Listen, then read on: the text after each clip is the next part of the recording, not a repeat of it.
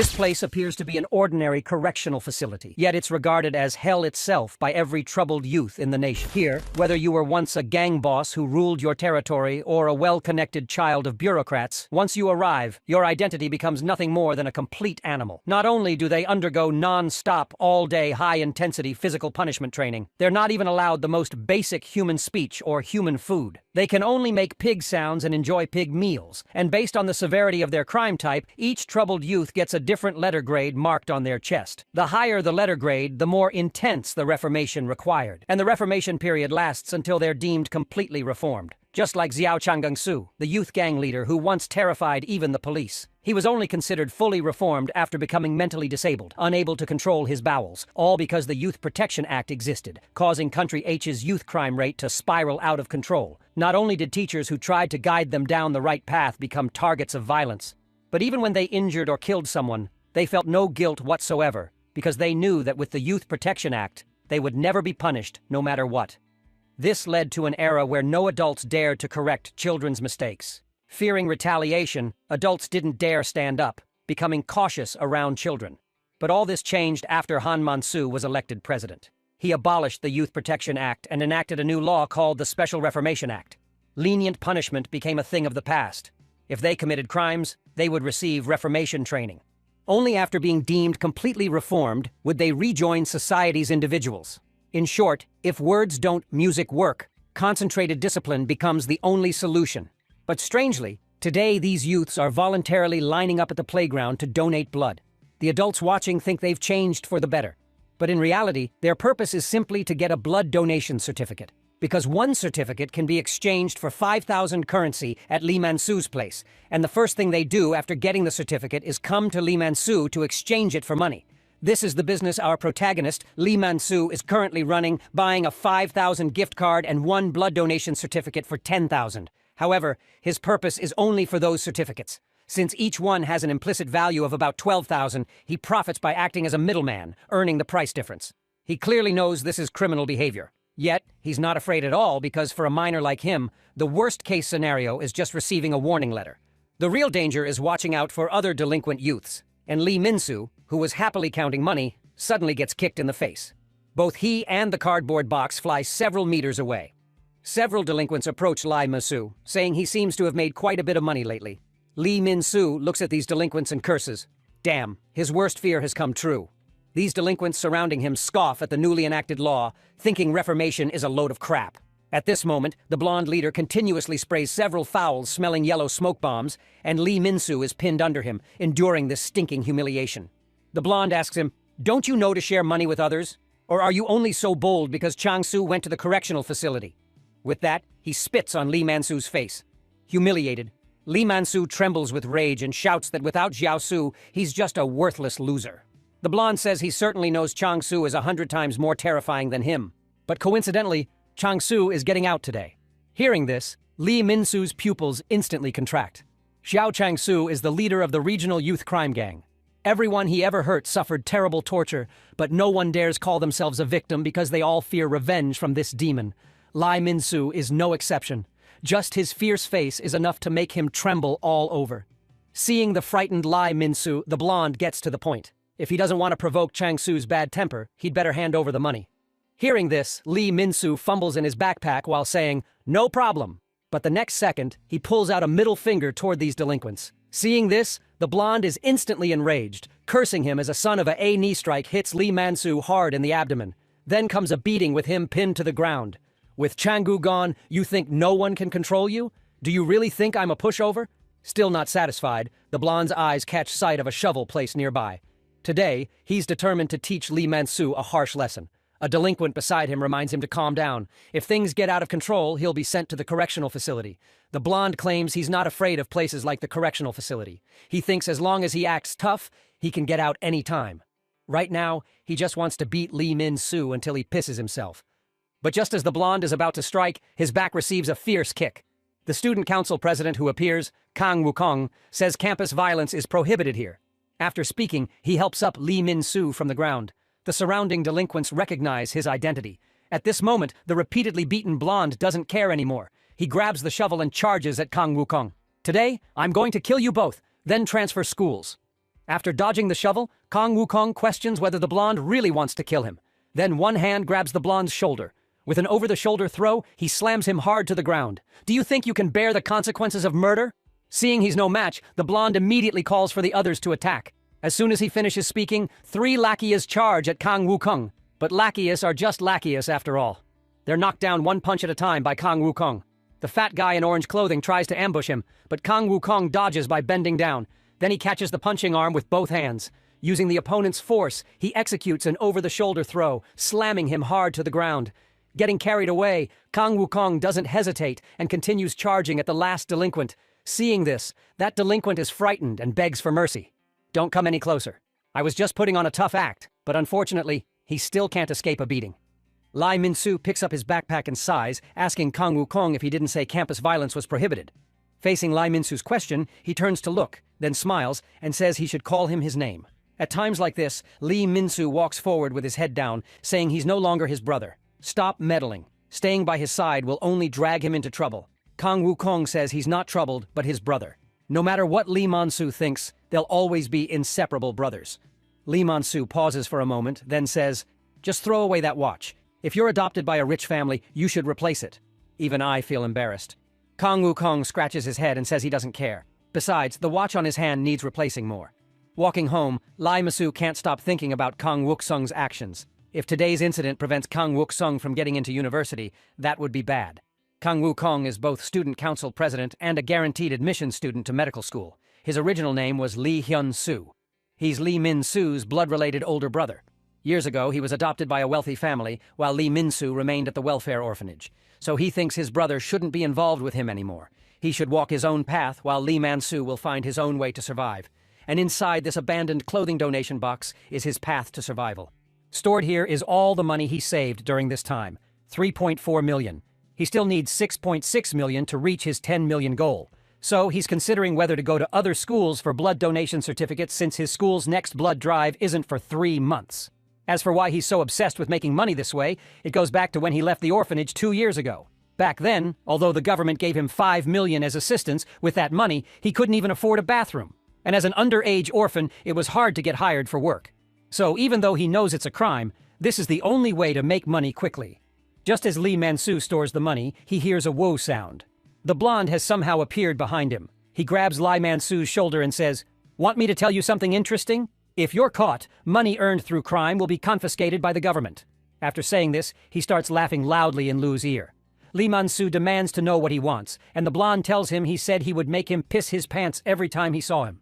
Meanwhile, in the noisy classroom where Kang Wukong is, the teacher suddenly arrives and tells them to quiet down. He has an announcement to make. Xiao Chang, who went to the correctional facility, has returned. He believes Chang-gu has truly reflected on his behavior and asks the classmates to help him readjust to campus life. After hearing this, the classmates start discussing. Some say if Chang-soo hears this, the teacher will get beaten. Others say the correctional facility isn't anything special since he got out in 4 weeks. But the next moment scene leaves them stunned. The youth gang leader they remember, the man who did every evil, has now become someone in a wheelchair with a vacant expression, shouting like an idiot that he needs to pee. Right in front of the entire class, a warm stream sprays from his crotch. Only then do the classmates realize this new Special Reformation Act is no longer child's play. Meanwhile, at the welfare orphanage, police pull up caution tape at an alley entrance surrounded by crowds. A murder case has occurred here. The driver tells Kang Wukong they might be late for today's academy party because there seems to be an accident ahead causing traffic congestion. Kang Wukong says that place is the orphanage where he used to live. Nothing should happen there. But then he seems to see something. He immediately opens the car door in panic. The watch lying on the ground is his brother Lee Min-soo's. At this moment, a bad sense of crisis surges in his heart. He quickly pushes through the crowd and rushes forward. But the scene before him makes his pupils dilate instantly. Lee Man-soo has now been arrested by police and handcuffed. And according to Article 243 of the Special Reformation Act, he will be sent to the Reformation Correctional Facility for concentrated management. In the juvenile simplified court at the Reformation Correctional Facility, the judge furiously scolds Lee Min-soo as hopeless, showing no sign of reflection. Don't forget, you're sitting there because of murder charges. Lee Min-soo keeps his head down and insists he didn't kill anyone, but the judge completely ignores him, only taking out a brick with his fingerprints and blood stains, along with all the crimes he's committed so far. If people killed others because of bullying, stealing money, or disliking someone, there would be countless corpses in this world. The reason he commits crimes is because he can't trust adults. He should learn to ask adults for help. Therefore, under Article 28 of the Reformation Act, a reform detention order is issued. He will go to the correctional facility. With this busload of criminal youths, the instructors on the bus, smiling broadly, tell them to quiet down. They're close to their destination. Soon, the bus reaches its destination. These youths have no sense of crisis. Instead, they complain about how they'll sleep in this rundown environment. But as the bus goes deeper, they spot a group of girls with amazing figures. Their hearts immediately begin to flutter. They even start competing to pick from among these girls. The instructor quickly tells them to calm down. This is the Girls' Youth Reformation Center. Our building is on the other side. At this moment, Lee Min-soo leans against the window in silence, still recalling the judge's words about trusting adults. But even though he's telling the truth, no one believes him.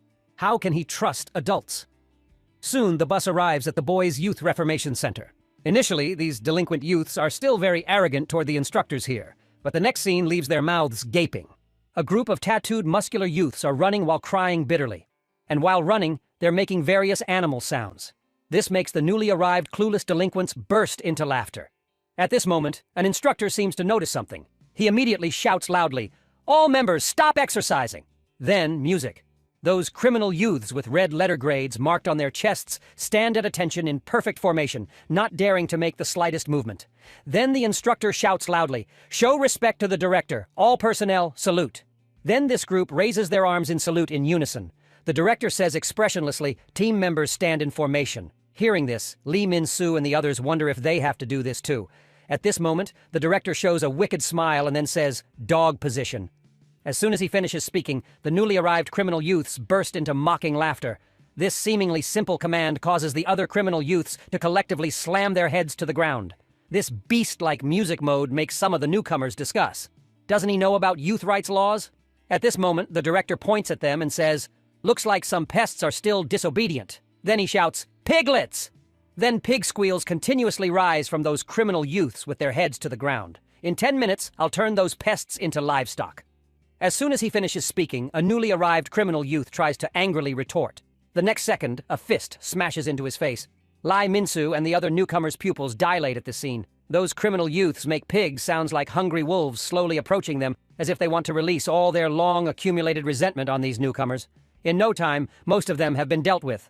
The director says he likes how they are now, so from now on, you're no longer pigs. You've been promoted from pigs to servants. You can speak like normal people. Only then do these criminal youth speak human words for the first time in a while, answering, "Understood." Lee Min-soo cunningly lies on the ground and plays dead. The remaining people are either chased by those hungry wolves or run toward the surrounding instructors seeking help. Don't be fooled by the instructors' constant smiles. They hate these social scum and parasites to the bone, so violence becomes their only means. Subtle control of force and strikes avoiding vital areas.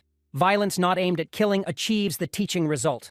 Lee Man-soo sees all of this. After all, no one wants to become a murderer, neither does he. But at this moment, the director suddenly appears in front of him. Very intense, isn't it, young man? You just arrived and should be bewildered. Yet here you are playing clever tricks. Just as Lee Man-soo is about to apologize, a foot steps on his face. No need to apologize. I like clever, cunning mice. From now on, you're a mouse to keep me entertained. And he orders Lee Man-soo to only make squeaking mouse sounds from now on. With no choice, Lee Man-soo complies. At this moment, 2 instructors report that everyone has been sorted out. So, these newly arrived criminal youths are stripped of their clothes and made to kneel together. And what comes next is their evaluation phase. On the other side, Kang Woo-kong finds Chung-soo's home. He knocks for a long time but gets no response. So he takes out scissors, planning to pick the lock this way. Soon the door is easily opened by him. He's mastered this lock-picking skill since childhood. When he was young, he and his brother Lee Min-soo often broke into empty houses. Min-soo stood guard in the hallway while he stole anything valuable from inside. In just 5 minutes, they could steal all the valuables from a house. They repeated this burglary behavior for several years until they were caught by police and sent to the orphanage. Only then did this life stop. Since then, Kang Woo-kong never thought he'd do it again. But today, his purpose isn't burglary, but to find his brother's whereabouts. And Chang-soo, lying on the bed with his hands tied, is currently the person who knows where the correctional facility is located. Chang-gu lies on the bed crying, saying he's pooped himself again. Looking at this mentally disabled youth before him, Kang Woo-kong can't help wondering what kind of reformation facility could turn him into this. They say, "You fell from a height and hit your head. But you have no injuries or fractures. I'm afraid there's another reason for your current state, right? But Changgu now can't understand his questions at all. He just keeps shouting that he needs to poop. Seeing this, Kang Wukong slaps his head.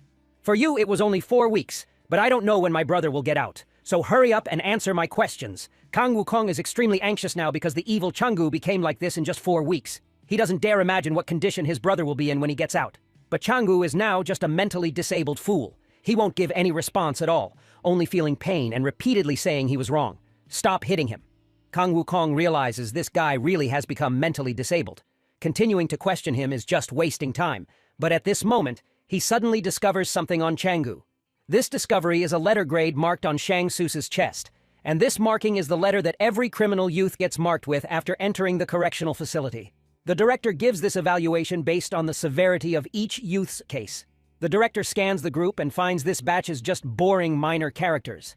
But suddenly he discovers someone different. That's Lee Man-soo. He excitedly stands up and shouts, "I knew my eyes wouldn't deceive me. Congratulations, Mouse Lee Man-soo. You're more violent than you look. I didn't expect the only grade A in this batch to be you. During your training period, you'll have a particularly pleasant time." At this moment, hearing this, Lee Min-soo only feels a strong sense of crisis surging. After asking around, Kang Wukong arrives at the gate of Yeonji Girls Middle School. At this moment, a group of girls just getting out of school walk out happily. One of the girls seems to have discovered something incredible. She hurriedly stops her friend who's still eating and blushing tells her to look in that direction. At this moment, Kang Wukong is sitting on a bicycle reading a book. Due to his overly handsome appearance, the two girls instantly become cute and approach to chat him up. The girl wearing a mask asks suggestively if he's a trainee. Kang Wukong takes off his earphones and says, "Sorry, he's not." He asks if he can inquire about something, but that inadvertent smile instantly captures their girlish hearts. They say they can not only answer his questions, but also provide their home addresses. Kang Wukong explains he's looking for someone named Guai Min, but hearing the name, the girls' expressions suddenly change. They point into the crowd and say, "You're not looking for that crazy woman, are you? She just got out of the correctional facility."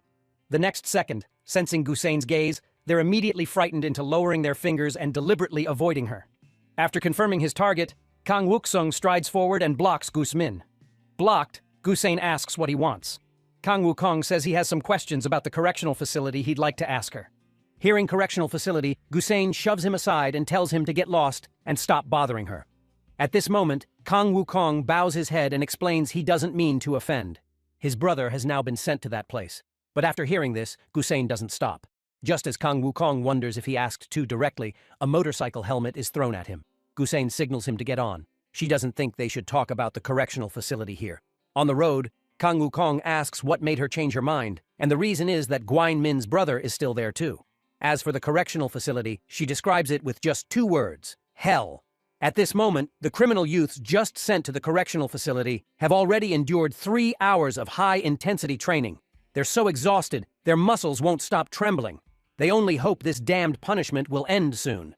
But the next second, at the instructor's command, Lee Min-soo shouts out mouse squeaks while the others make pig sounds. But the instructors curse that their sounds are wrong. When shouting 1, it should be pig sounds. When shouting 2, it should be ugh sounds. So, under the instructor's 1-2 commands, the criminal youths begin making pig sounds and ugh sounds while squatting. Lee Min-soo's situation is less complicated.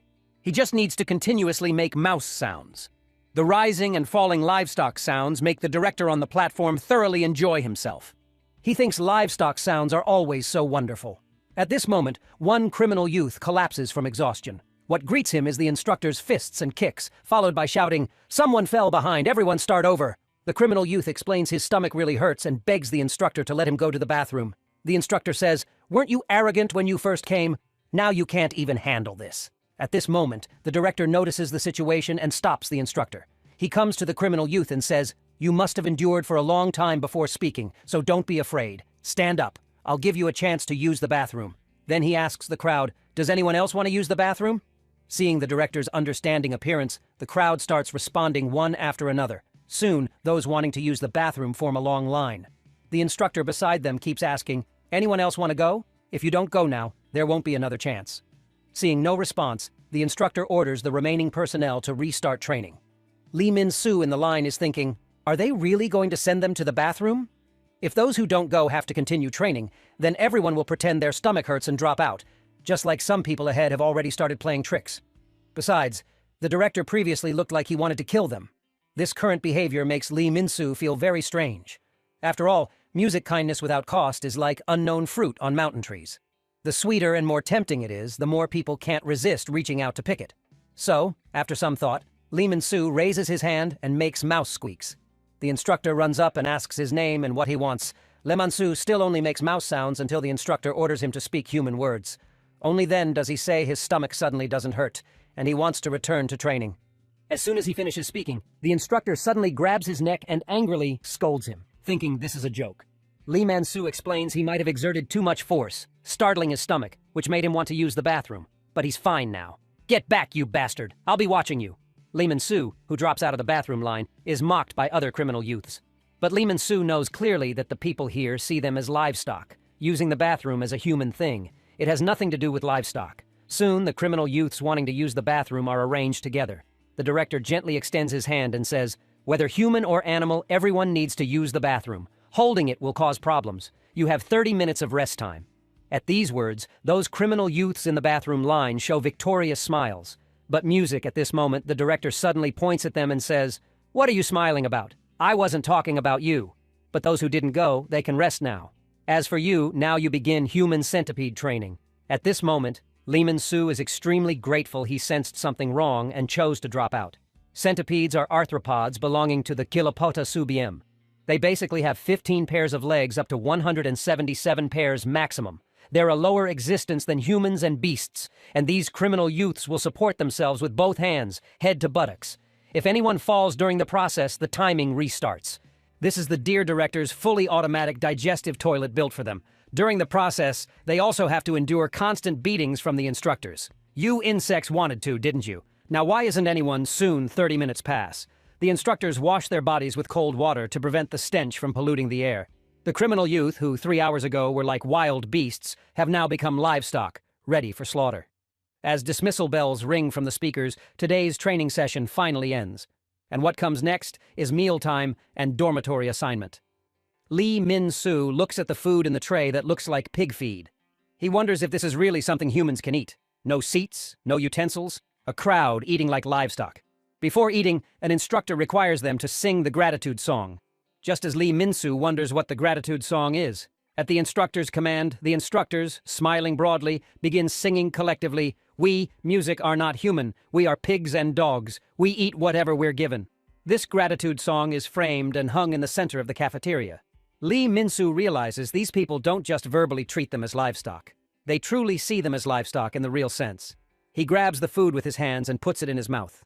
No matter if his identity is livestock or some other animal, the only thing he needs to do now is endure until he can leave. Meanwhile, Kang Wook-sung is brought by Gusa Min to a hilltop. From here, the entire appearance of the Reformation Correctional Facility can be seen. Kang Woo-kong asks if she really thinks that place is hell. Gwain Min says hell is better than that place. It's not a place for humans at all. She often has nightmares about what happens there every day. Now, she can't sleep without taking large amounts of sleeping pills. She says, seeing him like this, he really cares about his brother. Kang Woo-kong says this was their mother's dying wish, hoping he would always protect him. But in the end, he still couldn't do it. That's why he came to find Gus Min. He must do something soon or it will be too late. And among those released from the correctional facility, only Gusain looks completely unaffected. Guam Min asks if he wants to know how she survived the correctional facility. Hearing this, Kang Woo-kong hurriedly asks, "So, there is a way? How did you safely get out of there?" The next second, Gusain makes a foolish expression. Then she says she pretended to be a fool like this. Kang Woo-kong thinks she's joking and dissatisfiedly tells her to be serious and stop messing around. But after hearing this, Gwain Min lifts her hair. Her scalp is covered with burn scars. At this scene, Kang Woo-kong's pupils dilate instantly. That place is where all the nation's top psychos gather. A moment of impulse led to conflict. Who would think they'd put someone's head in a pot of hot oil and looking like that just now? They let me out early. Hearing this, Kang Woo-kong lowers his head and keeps apologizing. But Gus Min tells him not to pity her, or she'll kill him. Then she says, "You asked what the marking means, right?" After they all arrive at the boys and girls training grounds, the juvenile criminals will have their levels determined based on their crimes. After that, room assignments will be based on these grades.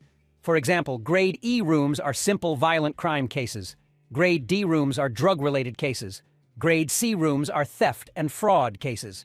For reference, the grade B room she was in was for assault. And based on what you said, your brother Lee Min-soo is definitely in a grade A room because this grade of room is where the most vicious criminals gather. All youths who went in because of murder charges.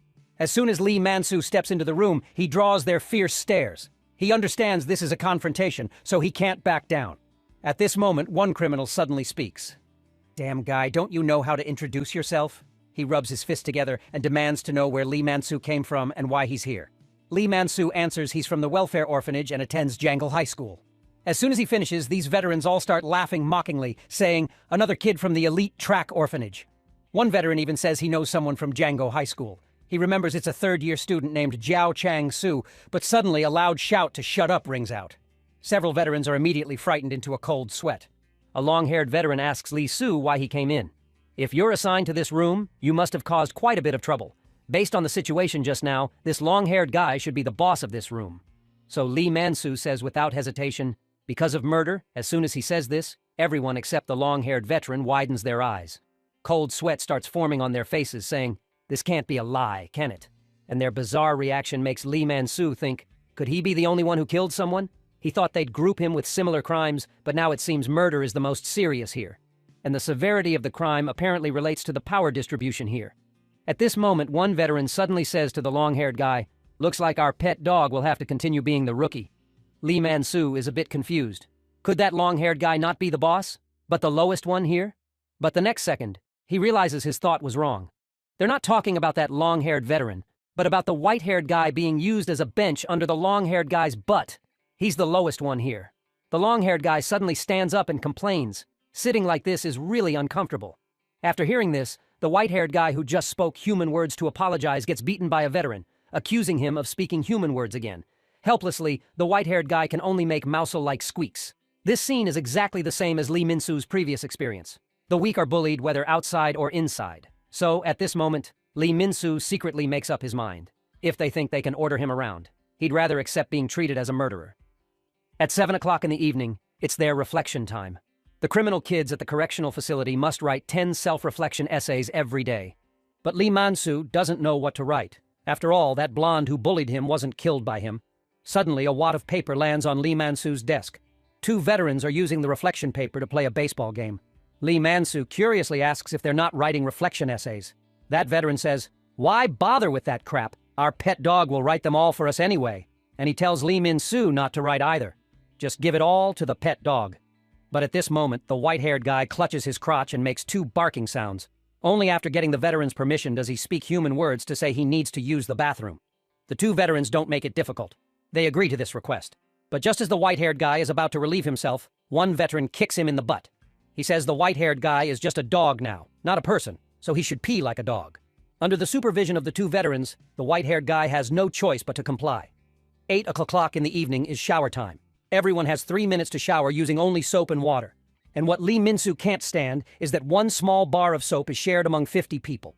9 in the evening is the instructor's inspection and roll call time. The veterans and Lee Min-soo count off from 1 to 5 in order. But when it's the white-haired guy's turn, he shockingly makes a barking sound. Without thinking, this is clearly a threat from these veterans. If he doesn't comply, he'll get beaten after the inspection ends. And if he does comply, he'll get beaten by the instructors. Whichever choice the white-haired guy makes, he can't avoid a beating. But the white-haired guy can tell. A short beating is more humane than prolonged torture after the inspection. 10 o'clock in the evening, lights out and sleep, ending the day. At this moment, Lee Min-soo's heart is filled with mixed emotions, unable to sleep because the white-haired guy sleeping next to him is crying intermittently. A senior inmate just complains, "Why are you crying like a human?" White hair immediately covers his mouth, sobbing while making squeaking sounds. Living in the correctional facility, they must wake up early. 5:30 in the morning, it's time for cleaning and roll call inspection. At 6 o'clock, after roll call, staff members arrive to deliver breakfast. At the table, Lee Min-soo asks curiously, "Why don't we eat in the cafeteria?" The bald senior inmate tells him, "It's because there's outdoor training this afternoon, so today they're eating indoors. This time, the instructors even humanely prepared spoons for them." Masui continues, "Where did the pet dog go during mealtime?" Hearing this, the senior inmates all look down beneath the table. That's when Masu suddenly realizes this inexplicably appearing table is actually white hair serving as one. Mu says when he's working, he should at least get some food. The bald senior tells him not to worry. They'll care for Bobby like friends. The tattooed senior chimes in, That's right. Where else can you find friends who will personally feed him? With that, they dump their leftover food together and stir it up. A delicious dog food meal made by good friends appears. This is Bobby's special meal. The white hair is deeply repulsed inside. He has no choice but to get down and eat like a dog, fearing a beating. But just then, Misu kicks over the table with a shout, "Don't eat that!" The senior inmates are left puzzled by the scene. Mimsu asks Whitehair, "Are you really treating yourself like a dog, Moonhun Jun?" But instead, Whitehair shows no sign of hope or gratitude, only sheer terror on his face. This all comes from the long-haired senior Goose Hyun. He warns Mensu, "This place has its own hierarchy system and rules. You came late, so you must follow these rules. If you don't like it, fight to become the leader. But before that, you need to defeat Whitehair Bobby first to earn that right. Because once the challenge is issued, Whitehair's rank is above minus. If Mimsu loses, he'll become the new pet dog in this room." Mimsu curses this damn hierarchy game is so childish. But what he doesn't realize is that Whitehair Moon Hun is staring at him like a hungry wolf. Just as Mimsu says they should stop this, Whitehair's fist already crashes into his face. He knows today might be his only chance to escape the pet dog status, so he can't miss it. Seeing the fight, the senior inmates start shouting, "Good job, Bobby. This is your chance to shed your rookie status." They also taunt Misu. "Why aren't you fighting back? Do you want to become the new pet dog?" Misu knows that losing this fight means falling to the very bottom, but Whitehair beating him while wiping away tears truly puzzles Misu. Meanwhile, Kang Wook-sung arrives at the welfare orphanage. The director says he's enlisting tomorrow. Has he taken everything he needs? Wook-sung, holding a penguin doll, says everything's packed. "These are treasures to me and Minsu." The director says those two brothers were the biggest troublemakers in the orphanage, especially Wukong, always fighting other kids. The children were so scared they didn't dare come near the orphanage. Wukong explains that she misunderstood. "Though I did fight with the kids often, they weren't afraid of me. They feared Masu. He's the real terrifying madman. Once he snaps, no one can stop him." Right now, Whitehair cries, "I'm sorry!" while his fists and feet show no mercy. He has only one goal in mind. He no longer wants to be Bobby like before. Mu gets beaten down, holding his head with both hands on the ground. The bald senior who was previously afraid after hearing Imsu was a murderer now shows his true colors, seemingly convinced Minsu has already become Bobby. Not satisfied with just beating him, he taunts verbally, "This is why your parents abandoned you, you trash loser, new Bobby." But the moment he finishes speaking, his head receives a violent punch. As if a keyword was triggered, Minsu completely transforms. With just one punch, he knocks the bald senior unconscious. This scene leaves everyone else stunned, especially white-haired Moonhun Jun, who stands frozen in place. Just as Wukong said, he's the one who's truly terrifying. And when raged, Minsu has only one thought in mind, to turn everyone here into Bobby. "I told you, you will all become the new Bobby." But then a senior kicks him in the back. 3 seniors have now teamed up. "Turn us all into Bobby. Are you insane? Don't act tough. This is Greater Room. This place is full of people who think they're tough. We've been lenient with you because you're an abandoned orphan." But before he can finish, a plunger gets shoved into his mouth. Now, because the key word was triggered again, Mu becomes even more furious, roaring, "Shut up!" Then he punches the senior's face, breaking the plunger into 2 pieces. Seeing this, the other 2 seniors can't sit still anymore and rush forward. One even threatens to kill him, but the next moment Scene freezes them in place. Masu holds the broken plunger like a weapon, his eyes like a madman's as he points it at them. "Kill me! Have you ever killed anyone before?" Meanwhile, at a golf course, Councilman Kang casually swings his club, and his subordinates immediately applaud, kissing up to him. Wukong kneels nearby. The councilman asks him how he got that thing. Wukong says that although it's early, he's ready to enlist. The priority is solving youth problems. It'll benefit your political career. Hearing this, Councilman Kang chuckles. "The guy thinking of me lost his medical school admission." "Explain it clearly, Wukong. Is it because of that brother of yours in the correctional facility? But even if you enlist now, there's no guarantee you'll be assigned to the youth correctional facility." Hearing this, Wukong says, "That's exactly why I'm here asking for your help. If anyone can make it happen, it's you, father." But the councilman responds, "Why should I clean up your brother's mess?" Just as Wukong thinks his father ultimately won't help, the councilman changes his tone. "If you perform well in the future and help me become president, why not? Come on, help your dad become president." At this moment, Minsu, like a hungry wolf, roars at the seniors. "You bunch of bobbies, are you ready for punishment?" But the next second, the senior who was knocked down suddenly gets up and tightly restrains Mu with both hands. Then the bald senior doesn't hesitate to punch Masu in the head. After one punch, Masu instantly goes silent. The senior worries he might be dead, so the 2 who struck him start shifting blame. But this is all Minsu's act. He suddenly exerts force, headbutting the chin of the senior, restraining him, then immediately kicks the bald senior in the crotch. In just an instant, Minsu completely turns the tables. Then Guahan walks toward him. Your trigger word must be mother. Or is it abandon that makes you angry? How heartbreaking. Does your mother know that the son she abandoned became a murderer? The moment he finishes, Minsu stabs at him with a sharp plunger handle, but Sihun easily catches it with one hand. Mu snarls, apologize now unless you want to lose your eyes. Se-hyun asks in confusion, why should I apologize for your mother abandoning you or for you committing murder? Enough, let's stop here. With that, Sihun releases his grip. He shouts, it wasn't me, he started it. Then turns around and assumes a hands-on head position. Minsu still doesn't understand what he's talking about when he turns his head to see 3 guards with batons rushing at him. You maggot causing trouble right after arriving. The other senior inmates already have their hands on their heads all against the wall. What awaits Minsu is a fierce beating with batons. Zahun reports Lee Minsu attacked people in the room with a weapon. Someone got injured in the process. I'll write the details in a report and submit it to you. The instructor asks them, did you do nothing? Did he cause all this himself? Everyone answers in unison. That's right. After thinking, even pet dog Whitehair replies, yes. Then Minsu is dragged to the door like a dead dog by the instructor. What awaits him will be 15 days of solitary confinement. The solitary room is also called the punishment room, a place to isolate troublemakers for a period of time. Days spent here don't count toward total detention time. This means Minsu has extended his own detention period. Not only is he monitored 24 hours a day, but he must also maintain a kneeling position until sleep. Even worse, his hands and feet are restrained. He can only eat like an animal using his mouth. Only when using the toilet are the restraints removed. But there's another terrible problem. No toilet paper. He can only use the water faucet behind him to clean himself. After 7 o'clock, there's also reflection time. Even in solitary confinement, he must write a reflection letter. This time, Masu writes twice as much as before. But everything he writes is about the characteristics of the senior inmates in the room. He believes everyone here is problematic. But the biggest problem lies with the long-haired Guayun. No matter what, he must take down this bastard. Unknowingly, Mu falls asleep.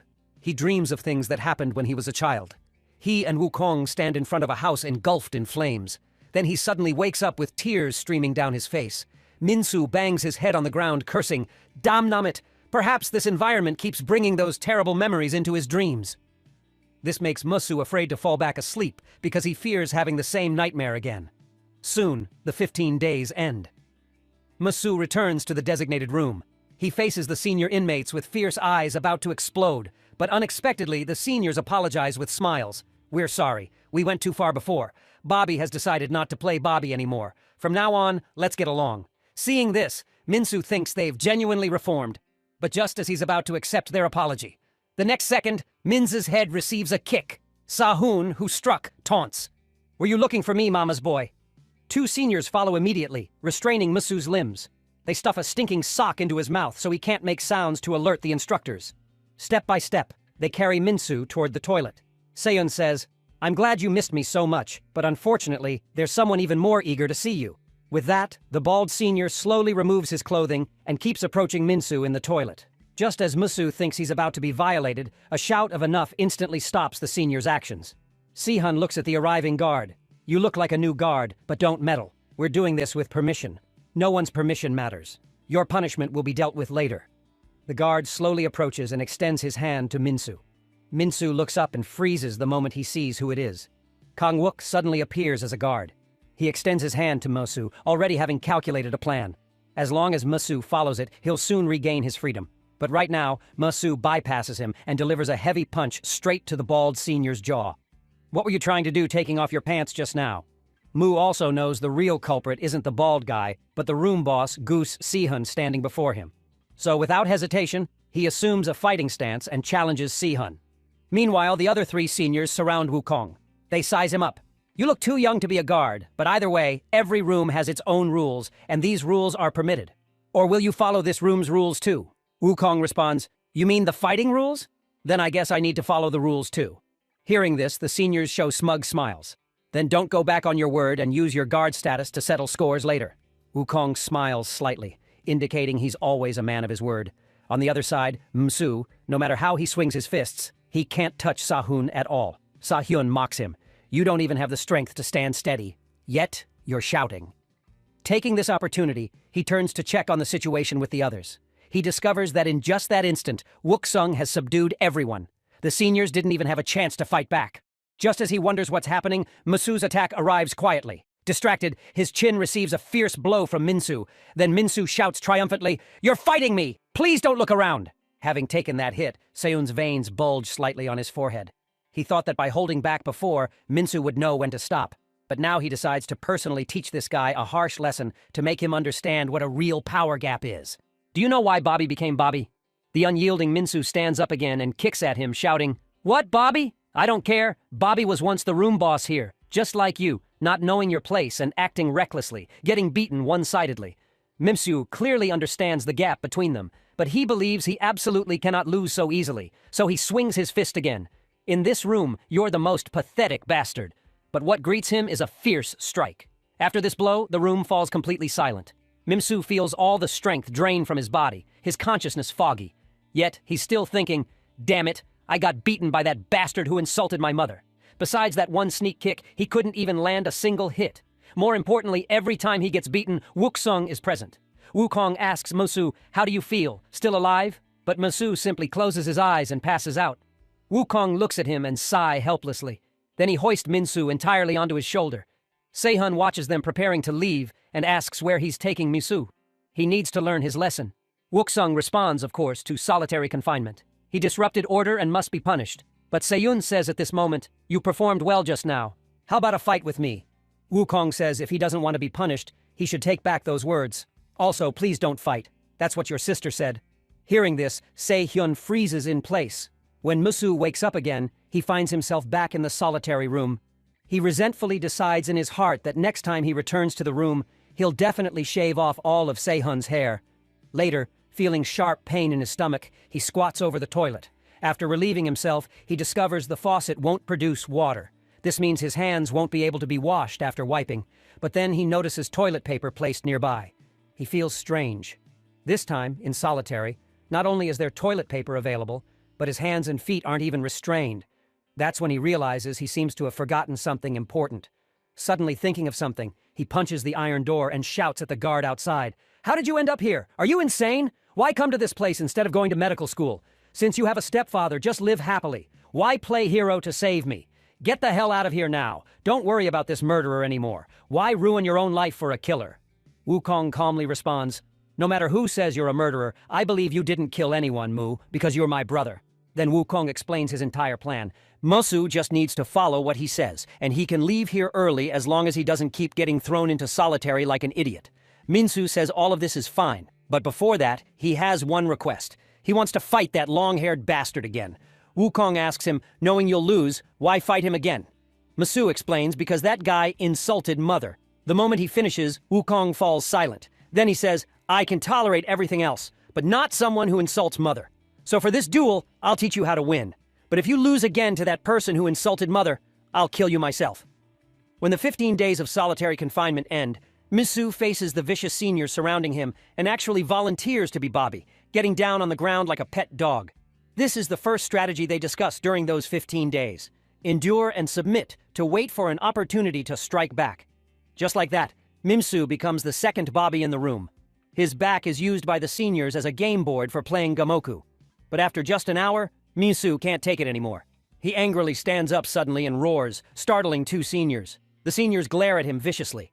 "Changed your mind about being Bobby now? Want us to re-establish the hierarchy for you?" Hearing this, Minsu's veins bulge all over. He really wants to beat up this guy in front of him, but he promised Wukong to endure for 5 days. After 5 days, even if the superintendent interferes, Wukong will handle everything in this room and set up the stage for Minsu's revenge. Right now, all he needs to do is keep enduring. Thinking this, Minsu props himself up, using his clean abdomen as the board and telling them to start a new game. On day 2, he's learned to clean like a spider. On day 3, he and White Bobby are responsible for the seniors' reflection essays together. By day 4, he can not only urinate like a pet dog, but also eat the special meal prepared by the seniors while calling out, "So delicious." Mizu knows that if he just endures today, it'll all be over. But the inhumane mixed food still makes him vomit in the toilet. White Hair kindly says, "If you throw it all up, you'll be too weak." He smiles and hands Minsu a candy, telling him not to tell others or they'll both get beaten. "Let's just do our best being Bobby here. Don't think about anything else." For a moment, Mu doesn't know how to handle this sudden kindness. But his time as Bobby is only until today, but often accidents happen at moments like these during outdoor group activities. The seniors are playing a frisbee catching game with the two Bobbies, Min-soo and Whitehair. But while chasing the frisbee, Whitehair accidentally bumps into members of the kitchen crew. The ones who were bumped glare fiercely at Whitehair. "What's going on? Want to fight us?" Whitehair trembles and asks, "Want to play frisbee together?" Meanwhile, Sahuna is lying leisurely on the ground, wondering how Wukong knows his sister, but suddenly a shout interrupts his thoughts. 3 kitchen crew seniors question him. "Is this dog on the ground yours? You idiot. Can't even watch your own dog. Was it intentional? Want to start a war with our kitchen crew?" Seeing the room member getting beaten, the seniors immediately roll up their sleeves, demanding an immediate apology. "If you want war, bring it on. We're not afraid." But then Sahun says, "Forget it. Don't make this bigger. Let's handle it rationally. No need to escalate." Hearing this, the kitchen crew's senior chuckles, then delivers a heavy kick to Whitehair's head. "Your rationality really pisses me off." Seeing this, the seniors collectively turn their heads and pretend not to see. They think going to war with the kitchen crew over one Bobby really isn't worth it. Msu asks them, "Don't the guards care about these things?" The seniors say, "The guards don't care about these small fights. They usually let us solve it ourselves." Hearing this, Mu's face darkens as he stands frozen. His heart is making a choice. On one side is the candy white hair kindly gave him that day. On the other is his promise with Wook's sung about the plan. In the end, he chooses to turn away coldly. The kitchen crew senior beats Whitehair while taunting them loudly. "Your pet dog feels great to beat. Can I borrow him for a few days to have some fun?" The moment he finishes, a frisbee slams hard into his face. The kitchen crew senior falls instantly, unable to react. The seniors turn back to see who threw it and are all stunned. And that person is Min-soo, who chose kindness. "You bunch of thugs came here after causing enough trouble outside, huh? So you want to continue the crap you did outside here? Right here. You're just a bunch of livestock. Livestock with no dignity or pride. That's why you pick on the weaker ones." Just as Min-soo is about to pull Whitehair up, Si-hun walks over at this moment. I said, "Don't interfere. Can't you understand human speech?" At the same time, the red-haired kitchen crew senior comes over and grabs Si-hun's shoulder. "What's your meaning? Should I go tell our boss you're declaring war on us?" "Go ahead and declare war, but before that I need to handle our internal matter first." Hearing there's going to be a fight, the delinquent youths immediately surround them to watch the show. Mu knows he's messed up the first promise, but he'll keep the other one. Sahun ties up his hair and asks Min-soo, "Want another beating?" Min-soo fearlessly responds, "How about a bet? Whoever wins becomes the room boss." At this moment, Wook Sung in the classroom has already handled everything. The kids in the correctional facility are all minors, so they're scheduled for basic classes at specific times each week. During class time, all authority belongs to the classroom supervisor. In short, during basic classes, whatever happens is entirely up to the supervisor. Wukong obtained the opportunity to become supervisor during this period, and today Masu will defeat Se-hun to become the new room boss. In his plan, their duel will take place in a small area formed by several desks. Wukong checks his watch, puzzled. The time has come. Why haven't the main characters arrived yet? Then commotion outside catches his attention. He looks closely and discovers the duel between the two has already begun. Seeing this scene, Wukong sighs helplessly. Then he steps onto the windowsill and shouts down, "Mu, you're such a bastard!" Though during the 15 days in solitary, Wuksung repeatedly taught Min-soo the same combo technique every day. First step, hook. Second step, liver punch. Third step, uppercut. Fourth step, mid-level kick. Front kick plus roundhouse kick. Then follow with a leg sweep. Finish with a straight punch. But Wukong knows this alone isn't enough to defeat Se-hun. Though Sahun has such strength without training, in Wukong's view, his techniques are flashy but lacking substance with no coherent flow between moves. As long as Min-soo masters this combo technique in 15 days and fights in the special battlefield classroom, he arranged with many corners to trap him, using music the environment to force him into a corner. Once Im-soo achieves this, his combo will definitely hit Sahun and defeat him. But now, Min-soo has completely disrupted the entire plan. Wukong rushes downstairs at this moment, thinking his brother is as disobedient as always. When he arrives, the human wall formed by the delinquent youths prevents him from seeing the situation clearly. So now there's no time for plans. He can only use his identity to stop this fight. But then a piece of popcorn suddenly flies toward him. The superintendent questions him, "What are you doing? Why ruin my fun?" Seeing it's the superintendent, Wuksung immediately salutes. "I'm the new guard, Kang Wukong. These kids are fighting, so I was about to stop them." The superintendent scolds him. "Why stop them? Haven't you watched Kingdom of Beasts, that kind of foreign wildlife program? Suppose in that program a snake wants to eat a mouse. What action does the film crew take? Nothing, of course, because the snake eating the mouse is part of the natural order. Friend, we shouldn't interfere with their fights. Respect the natural order. Besides, isn't watching others fight quite interesting? Seeing the superintendent's crazy demeanor, Wukong realizes all he can do now is follow orders. Mu keeps trying to attack with the combo technique Wukong taught him, but still can't hit Sahun at all. Instead, he gets punched in the face again and again. Just as Wukong said, without a wall, the combo technique alone isn't enough to hit him.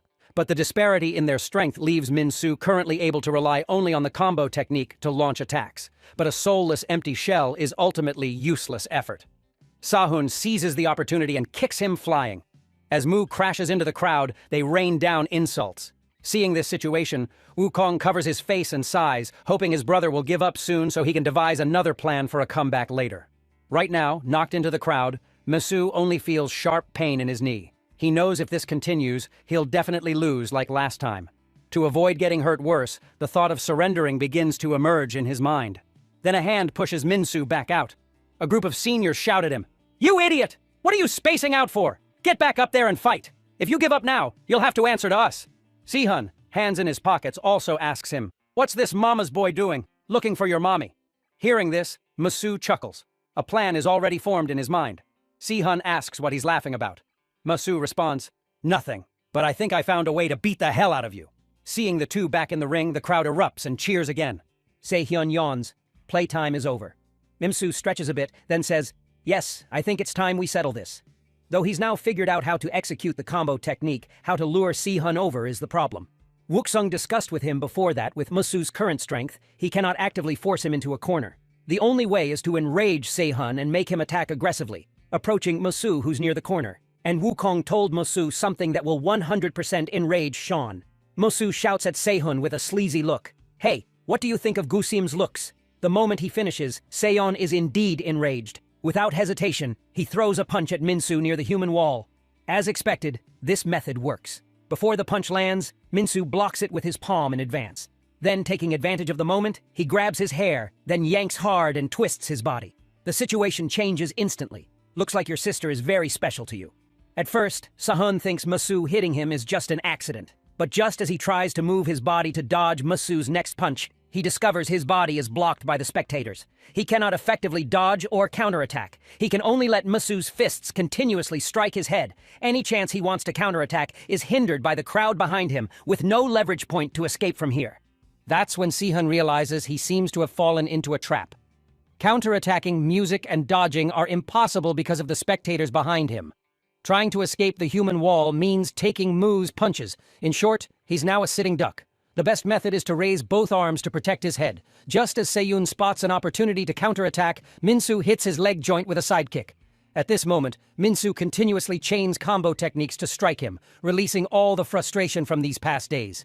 Even as he beats him to the point of swaying, he knows his attacks cannot stop. He cannot give him a moment's breathing room. The relentless barrage keeps hitting every part of Sahun's body. As his consciousness begins to blur, Sahun knows he cannot take more beating. If the next strike doesn't hit, it's completely over. But right now, his attacks are as slow and powerless as a snail's. He's already lost any possibility of a desperate counterattack. "I warned you not to insult my mother. Just thinking about it makes me furious." At this moment, watching the weakling Minsu turn the tables, the crowd erupts completely, and Mu, as if gone berserk, keeps asking with each punch. If you don't know the situation, don't randomly judge other people's mothers until his final punch misses. Only then does he realize Se-hyun has long been knocked unconscious. The moment Se-hyun falls, everyone's jaws drop. The three seniors in the room are especially shaken. Si-hun's fall means Musu has become the new room boss. Now exhausted, Minsu is still angry. He doesn't understand why, even until collapsing. Si-hun wouldn't apologize for insulting his mother, but suddenly the watching delinquent youths collectively move, clearing a path. The superintendent leads a group of guards toward him. "I thought you couldn't win. Didn't expect you actually did. Looks like the animal kingdom is quite interesting. The mouse actually beat the snake just as the panting MSU still doesn't understand what he's saying." The superintendent suddenly leans close to his ear. A mouse is indeed a mouse, even when fighting. So good at playing tricks. Hearing this, Musu only dares to respond with squeaking sounds. At this moment, Wuksung picks up Si-hun and asks the superintendent what to do. The superintendent says, "Just throw him in solitary or something." Hearing the order, Wuksung decisively begins to act. Passing by Minsu, he complains, "This kid is so disobedient. Who does he take after?" Mimsu responds with a smile. "Maybe he takes after his brother, though the plan had an accident. Fortunately, it's completed without real danger. Now it's time to enter phase 2 of the plan." A day later in an art studio, Gooseman asks, "So my brother ended up in solitary." Wook-sung says apologetically, "I'm sorry things got out of control. This wasn't part of the plan." But Sane tells him not to move because right now, Wukong is serving as her human model for painting. Wook-sung asks how much longer. This pose is too hard to maintain. Sim says she's finished. Maybe this piece will get me into art school as the top student. But when Wukong looks at it, his face fills with anger. What the hell does this have to do with art? And she painted me. After some chat, Seaman reminds Wukong that his brother might be in trouble because Msu offended the kitchen crew. She was a member of the girl section kitchen crew when she was in the facility. So they occasionally interacted with the boy section kitchen crew. From what she remembers, the boy section kitchen crew is a very tight-knit group. If you offend one of them, they'll keep coming after you one by one to cause trouble. And there's one person who needs special attention. Kitchen crew boss Jang Dubo. At this moment, Mumsu, who's gone up for food, happens to encounter him. He pours side dishes onto Mumsu's plate, saying, "Give him a little more." But soon, the liquid from the side dishes fills the entire tray. Msu says with dissatisfaction, "This is a bit too much." But Jang Dubo responds, "That's normal. After all, you offended our kitchen crew." Now facing kitchen crew leader Jang Dubo's provocative retaliation, Lai Mimsu chooses to play dumb. He points at himself, looking utterly confused, asking if Jang is really sure it's him. Hearing this, an embarrassed Jang Dubo asks if he's Lee Minsu. Minsu admits that's his name, but suggests it could be someone else with the same name. After all, it's a pretty common name. Realizing he might have made a mistake, Jang Dubo turns and tells his underlings to verify before reporting back. But his lackey points at Minsu and shouts that it's definitely him, but Mu has already bolted out of the cafeteria. As he runs, he congratulates himself for being clever enough to dodge a bullet. Meanwhile, a summit meeting of Country A's top leaders is taking place. 3 representatives from different political parties meet with President Han Man-soo.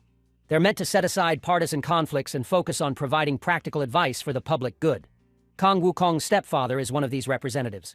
President Han Man-soo says to Councilman Kang, "It's been a long time. We were opponents during the presidential campaign, but now for the sake of the country, you should work well as my subordinate." With that, he slaps Councilman Kang on the butt.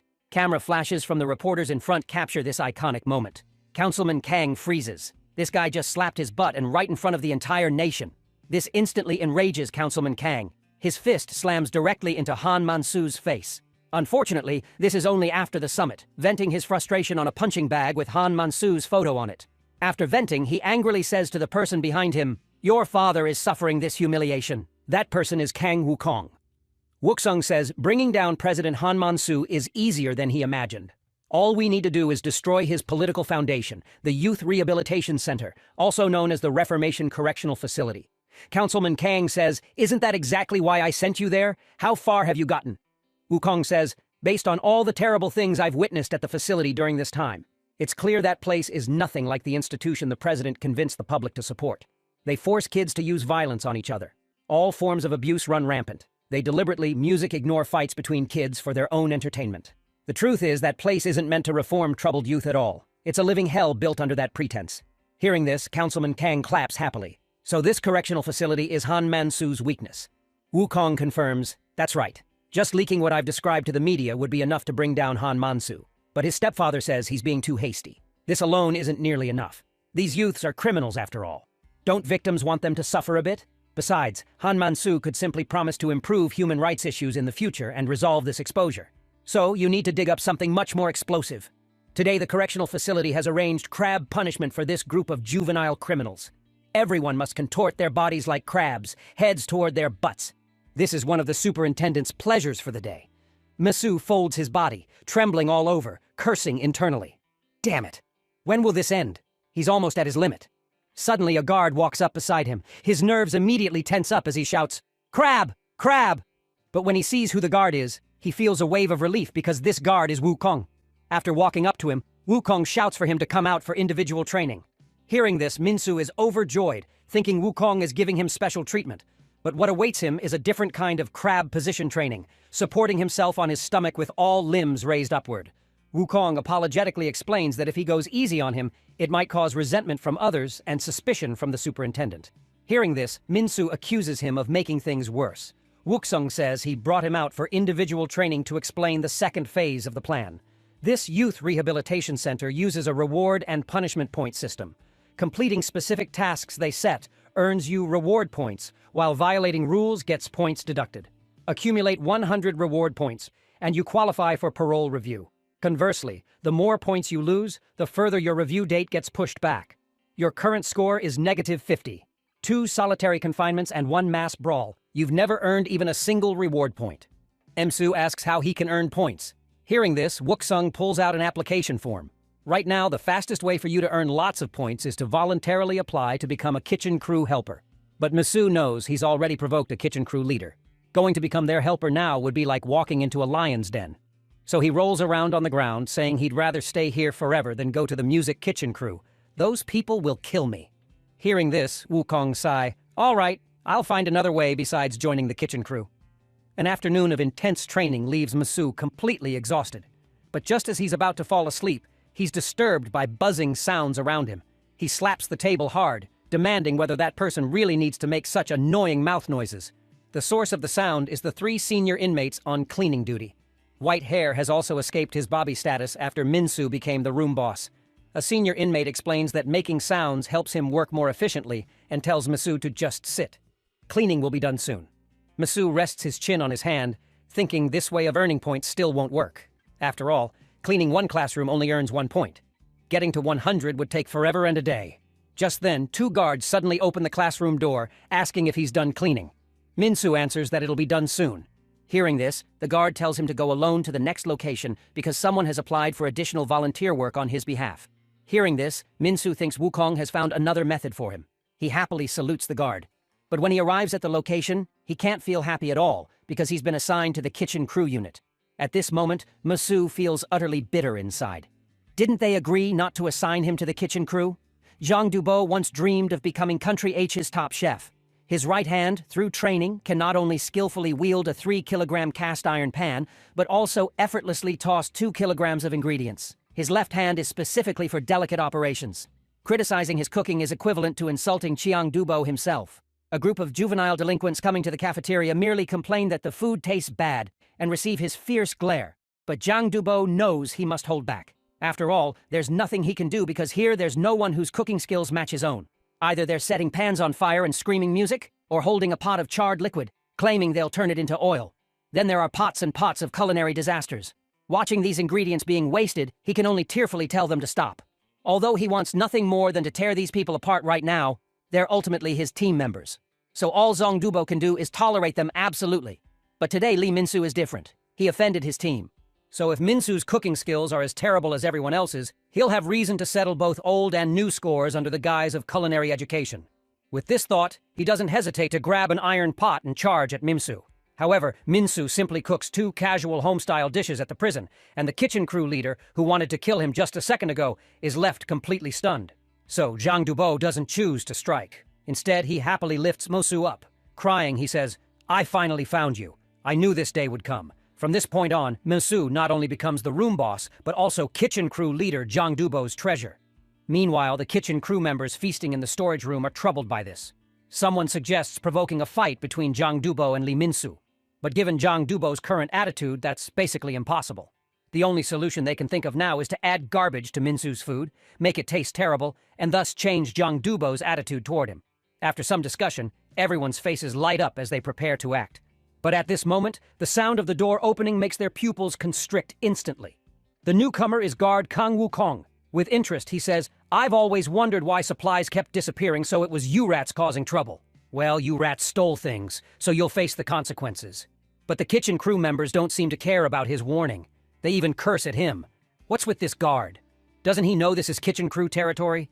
But before they finish speaking, in just 2½ seconds, all of them are on the ground. These troublemakers who wanted to cause problems for Minsu have been dealt with. Although Wukong doesn't know who arranged for Minsu to join the kitchen crew, it seems he's adapting quite well there. Meanwhile, in the superintendent's office, 2 guards come to report. The superintendent asks happily, "So, did they fight?" But hearing they didn't fight, the superintendent's face immediately falls because arranging Misu to enter the kitchen crew and having the crew members sabotage him were all his schemes. They know the superintendent's volatile temper, so they've prepared an omelet rice with care to appease him. On the other side, Zhang Dubo gathers all the kitchen crew members. He asks loudly, "Are you ready to welcome the special day that only comes once a month?" With that, he takes out a bar of soap and grates it into shreds, placing them in a pot. He adds olive oil, more than twice the amount of soap shreds, to the pot, and heats it using a double boiler. Next, while sprinkling in some finely ground roller powder, he squeezes in some orange juice to supplement vitamin E. Finally, he stirs vigorously with his powerful arms to finish. A pot of thick, moisturizing, and delicious-looking liquid is complete. Jang Dubo tells him this isn't food, it's their kitchen crew's natural hair wax. To welcome the special monthly day, we always do this. But Mu still doesn't understand what special day requires fixing their hair. Jang Dubo says, because today is the day new supplies arrive.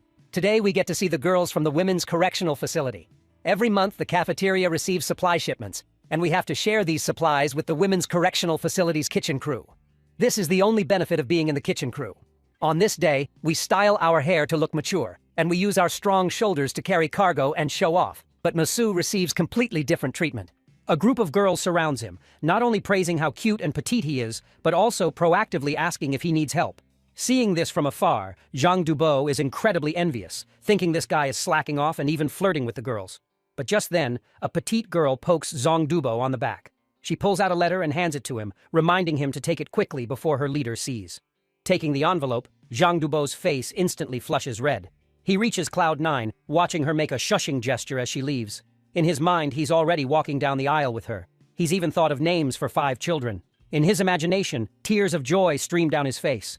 But when he opens the envelope and reads the contents, his face instantly turns deathly pale, because this love letter isn't for him. It's meant to be passed to Greater Room Boss, Lee Min-soo.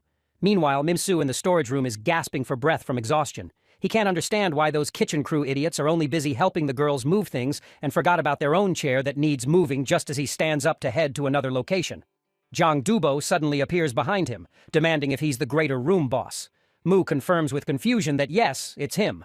Jang Dubo then asks if he knows what day November 22nd is. Min-soo says he doesn't really know.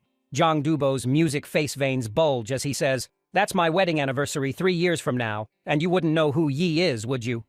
At this moment, Mu is somewhat afraid, asking what happened. But Jang Dubo roars at him, "Yiji is the name of my 5th child. If you hadn't betrayed me, she would have been a girl with a ponytail born into this beautiful world." With that, Jang Dubo raises his fist and charges at Mu.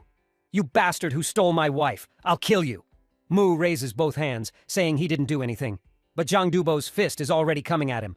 With no other choice, Mu can only dodge. That punch actually punches straight through an iron cart. If Mu hadn't dodged just now, his skull would have been cracked open. Although Mu still hasn't figured out the situation, facing an enemy who wants to kill him, he doesn't hesitate to fight back. But Jang Dubo catches his ankle and slams him hard onto the ground. Jang Dubo wants to follow up with more punches, but the iron cart obstructs his movements. Masu seizes this opportunity and charges again with his fists, but before he can get close, he takes a punch. The gap in their strength is too great. Not only are his arms long, but his power is on a completely different level. Min-soo simply can't get close to him, and taking one of his punches feels like being hit by a rock. At this moment, Jang Dubo breaks free from the cart's restraints. He continuously hammers punches at Min-soo. "I'm going to take So Young on a date. Go hiking on Bukhan Mountain." Soon, Min-soo is backed into a corner, but at the same time, he thinks of a way to deal with him. When Jang Dubo's next punch comes crashing down, he picks up an iron pot from the ground and blocks it. "I have no idea who So Young is, but your date plan is terrible." With that, he wraps both arms around Jang Dubo's waist. Using all his strength, he tries to flip him over and force him into the corner. Then use the same method that defeated Gu Yun to turn the situation around. Good idea, but he can't budge him an inch. Instead, Jang Dubo grabs his head with one hand and lifts him into the air. "Lee Min-soo, you stole my pure love and my children's future, so accept the punishment of death." At this critical moment, Min-soo grabs a bag of flour. Without hesitation, he smashes it at Jang Dubo. Meanwhile, the girls' kitchen crew are complaining that this work is too exhausting. They've never even washed dishes at home, and now they have to play the role of cooks here. A girl sorting supplies nearby notices an extra box in their inventory. This must be from the boys' correctional facility. She asks the girls if they should deliver this box over there. Before she finishes speaking, someone among the girls says, "If they need it, they'll come get it themselves." Jang Dubo looks so scary. There's no way she'd dare go. Another chimes in, "That's right, I heard he once beat up someone named Chang Su and got him sent out of the facility." Just when no one wants to deliver it, a black-haired girl voluntarily picks up the box, saying she's willing to go. She even thinks Jang Dubo is actually kind of cute. Meanwhile, on the other side, a deadly chase scene is unfolding in the storage room. Im-soo uses the terrain and his smaller size to his advantage, constantly running circles around Jang Dubo. Soon, Jang Dubo's stamina is exhausted. Gasping for breath, he calls for Imsu to come and accept his death. He'll make it gentle. But before he finishes speaking, an egg smashes into his face. Misu scoops up a tray of eggs and keeps throwing them at him. Covered in a complete mess, Zhang Dubo is furious beyond measure. With just a tight squeeze, he crushes an intact iron kettle into a deformed shape. He also starts using other things around him to fight back. Minsu dodges while shouting that throwing things like this will kill someone. But Zhang Dubo, who's lost all reason, doesn't care anymore. He directly grabs a pot of hot oil and throws it at him. At this moment, the black-haired delivery girl happily opens the door, only to find a pot of hot oil splashing toward her. Seeing this, Zhang Dubo freezes instantly, but at this moment, Mimsu suddenly rushes forward and embraces her, using his own body to shield the black-haired girl from everything. After this, Kang Wuksong, having received the news, rushes to the infirmary without delay. After confirming Misu's bed with a medical staff, he yanks open the curtain at the head of the bed, but the scene before him shocks him to his core because Minsu lying on the bed has become a skeleton. Of course, this is just a prank Mu is playing on him. At this moment, Wuksong's face is dark, appearing angry to the extreme. Seeing Wukong like this, Minsu quickly plays the victim, saying, "Fortunately, it wasn't hot oil or he might have really become a skeleton." But Wukong pulls him into an embrace. Stroking his head, he says, "As long as you're okay." After some chatting, Minsu's idea of returning to the kitchen crew is rejected. Wukong scolds him. "After all this happened, you still want to go back to kitchen duty." Mu says, "Isn't this the fastest way to earn points that you mentioned? And I believe you'll teach me how to defeat Zhang Dubo. Once I defeat him, everything will be solved." Wukong helplessly scratches his hair and can only agree. After this, Wukong uses his guard status to apply to the superintendent for a unique punishment method for juvenile delinquents, thereby achieving the purpose of training Minsu. Because Zhang Dubo is in a completely different weight class to defeat him, he must start with strength training, starting with pushing stones with both feet while bent over, then pushing triangular iron cones. And finally, if he can move this massive square stone block even slightly, only then will he have hope of defeating Zhang Dubo. At this time, Goose Hun, who's been locked in the solitary confinement room for a week, still can't figure out why he lost to Li Minsu. That guy couldn't even land a single punch on him. In the end, he attributes it to his own carelessness. If they fought again, he definitely wouldn't lose. Right now, the more important issue is how to solve the toilet paper problem. The toilet paper is used up, the water's been cut off, and he's already used half of his shirt sleeves. But with no other option, he can only tear off another sleeve to use as toilet paper. He looks at the fabric strip in his hand, thinking, if he uses this now, what will he use next time? Just then, a roll of toilet paper is tossed in. Don't just use random things to wipe. Use toilet paper to clean up properly. Wukong tells him to hurry up because he's coming in. But when he opens the door, he finds no one inside. At this moment, Sei Hune suddenly appears behind him, asking how he knows his sister. With that, he throws a punch at Wukong. Unfortunately, Wukong catches it in one motion. Using professional restraint techniques, he instantly subdues him on the ground. Sei Hyun knows he's strong, but didn't expect him to be this ridiculously strong. While he's thinking, Wukong has already raised his fist. Sean closes his eyes, preparing to take a beating. But to his surprise, Wukong doesn't hit him. Instead, with a smile on his face, he pulls out his phone and dials Gusim's number. "Since you're so curious, why don't you just ask your sister?" Having his sister's call connected, Si-hun still can't believe it. He cautiously asks who this is, how they have Sane's phone, or if Sim Min got out of the correctional facility. Sim doesn't answer directly. Instead, she tells Wukong to cover his ears first. She has some things to say to her brother after Wukong covers his ears. S on the other end instantly goes into God mode. She unleashes a torrent of furious scolding at Si-hun. Although she's already torn Si-hun's heart to shreds with her words, the voice on the other end keeps coming. Finally, unable to take it anymore, Se-hun tremblingly hangs up the phone. Hearing no sound for a while, Wukong lowers his hands and asks Son how he ended up in such a terrible state. Se-hyun looks utterly defeated. "Nothing. I'm just tired." Then he asks, "You must be working with Sane, right? You're Min's brother. You're the one who taught Musu to fight, aren't you?" Wukong confirms, "That's right. Is there a problem?" Hearing the affirmative answer, Si-hun's face fills with expectation. He says he'll listen to him and asks Wukong to teach him how to fight too. A month later, the kitchen crew members are frustrated in the storage room. Ever since Zhang Dubo fought with Li Minsu, he's been like a zombie. This has led to the kitchen crew constantly being punished for burnt food. If this continues, they'll be kicked out of the kitchen crew before long. But just then, Li Minsu suddenly kicks the door open and walks in. Seeing him, the veins on Zhang Dubo's forehead instantly bulge.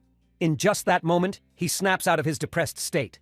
"Li Mansu, it's all your fault. I'm going to kill you." But as he approaches, his steps stop because Mu asks if he wants to know why girls don't like him. Jang Dubo, wanting to understand, asks why. But Musu says provocatively, "It's because you're ugly as hell." The moment these words fall, Jang Dubo, who had just calmed down, is instantly ignited. The kitchen crew members watching this terrifying scene are stunned. They all question if Musu has gone crazy, daring to provoke Jang Dubo like this. We're really going to see a corpse today. Facing the enraged Jang Dubo, Mu continues verbally provoking him. Like last time, he runs circles around him, depleting his stamina. Soon, the brainless Jang Dubo has most of his strength depleted. Knowing this won't work, he directly steps onto the table. He leaps and swings his fist at Minsu, but once again, Minsu nimbly dodges and lets his fist punch through an iron post again, thus trapping Jang Dubo's explosive right fist in the iron post. At the same time, he deliberately lets himself take a punch from his left hand. The purpose is to make Jang Dubo lower his guard, thinking he's still that pushover he can bully. Then, Minsu seizes the opportunity and grips Jang Dubo's left arm tightly with both hands. I act with thought. "You idiot! You've fallen into my trap!" With that, Musu suddenly exerts force with his legs. Using just one arm, he pushes Jang Dubo's left arm joint up to his head. "You brainless fool, prepare to accept your punishment." Meanwhile, the superintendent sits in the cafeteria waiting for his meal. Wukong, dressed as a server, carries a tray. "Superintendent, as today is a special day, I'm responsible for cooking for you. This is a steamed dish made with Alaskan cod." Seeing this, the superintendent is ecstatic. He never expected to eat such a rare dish here. Next, Wukong also prepares a special beverage for him. The superintendent merely tastes it as if he's drinking a fine wine. Of course, the most exciting part is this special battle before him. At this moment, with his left hand restrained, Jang Dubo arrogantly says, "You're finally not running away." But when his right hand breaks free from the iron post restraints and prepares to attack, he discovers that not only is his left arm restrained, but his right hand also can't be used. The main reason is that his physique and build are simply too massive. Msu doesn't waste words. He hammers punches into his face, one after another.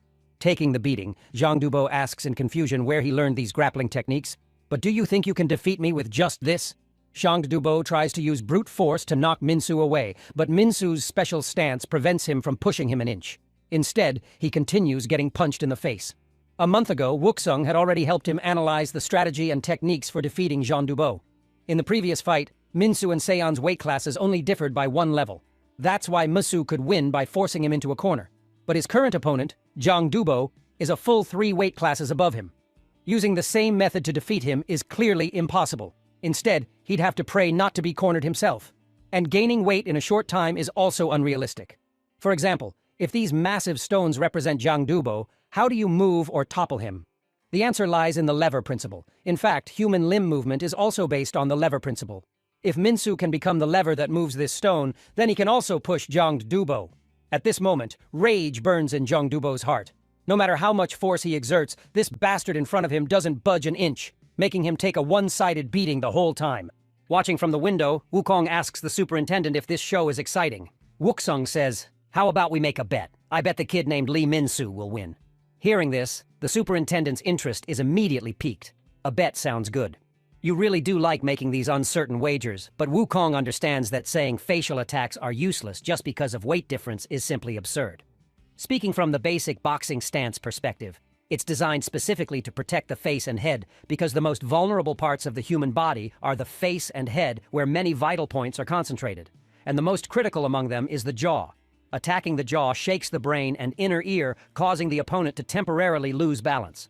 In amateur fighting, weight class is important, but ultimately professional technique is the key to victory.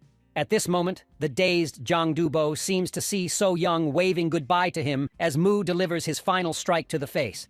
His dream wife So Young and 5 children all vanish. The kitchen crew members watching Jang Dubo fall are completely incredulous. The superintendent also shouts in amazement, "How did you know that little brat would win?" Wukong calmly says, "Just intuition." Hearing this, the superintendent leaves somewhat displeased. "Your intuition is quite interesting, but you'd better start thinking now about what you want as your prize for the bet." At this moment, Musu, having defeated his opponent, gasps heavily, thinking it's finally over. But then he notices the love letter that fell from Jang Dubo's pocket on the ground. Opening it, he discovers it's for the Gradia room boss, meaning this love letter isn't for Lee Mimsu, but for Gu Hyun. According to the kitchen crew members, Jang Dubo thought the love letter was for him, Lee Minsu, which is why he wanted to kill him so badly. Learning this, Minsu can't complain. So all the suffering he endured during this time to defeat him. It was all because Jong Dubo got the wrong recipient. Thinking of this, Minsu wants to throw a few more punches, but the kitchen crew members hold him back tightly, telling him to calm down. Meanwhile, in a special restricted area, several special inmates are playing poker. They complain that the selection of the next candidate has run into trouble again. First Gua Yun, then Jang Dubo. Is this guy called Lee Min-soo really that strong? Jang Dubo is the strongest in the entire Gangyo district. Now that 2 candidates are gone, we can only use the backup plan. One is the famous Blacklow gang leader from Deongdong district, construction supervisor Lee Kang-min. The other is maintenance team member Hong Chol, but as soon as this list comes out, someone questions it. I can understand Lee Kang-min being on the list, but why is Hong Chol a candidate? He's not even a leader at this point, seeing that the yellow-haired Jisoo hasn't said anything. Someone asks why he doesn't choose one. Jisoo says he wasn't planning to get involved this time, but hearing them talk, he's actually interested now. Then I nominate Lee Min-soo as a candidate, and this yellow-haired guy is none other than Lim Ji-soo, currently the #1 person at Gangyo Reformation Center. After defeating Chiang Dubo, Musu temporarily becomes the acting kitchen crew leader. During this process, he finally understands Zong Dubo's suffering. These guys are basically kitchen destroyers. Either they make the rice explode, create absurd food combinations, or worse, put an electric kettle on the stove and blast it with high heat. All Min-soo can do is desperately shout at them to stop. Soon, it's supply delivery day at the prison again.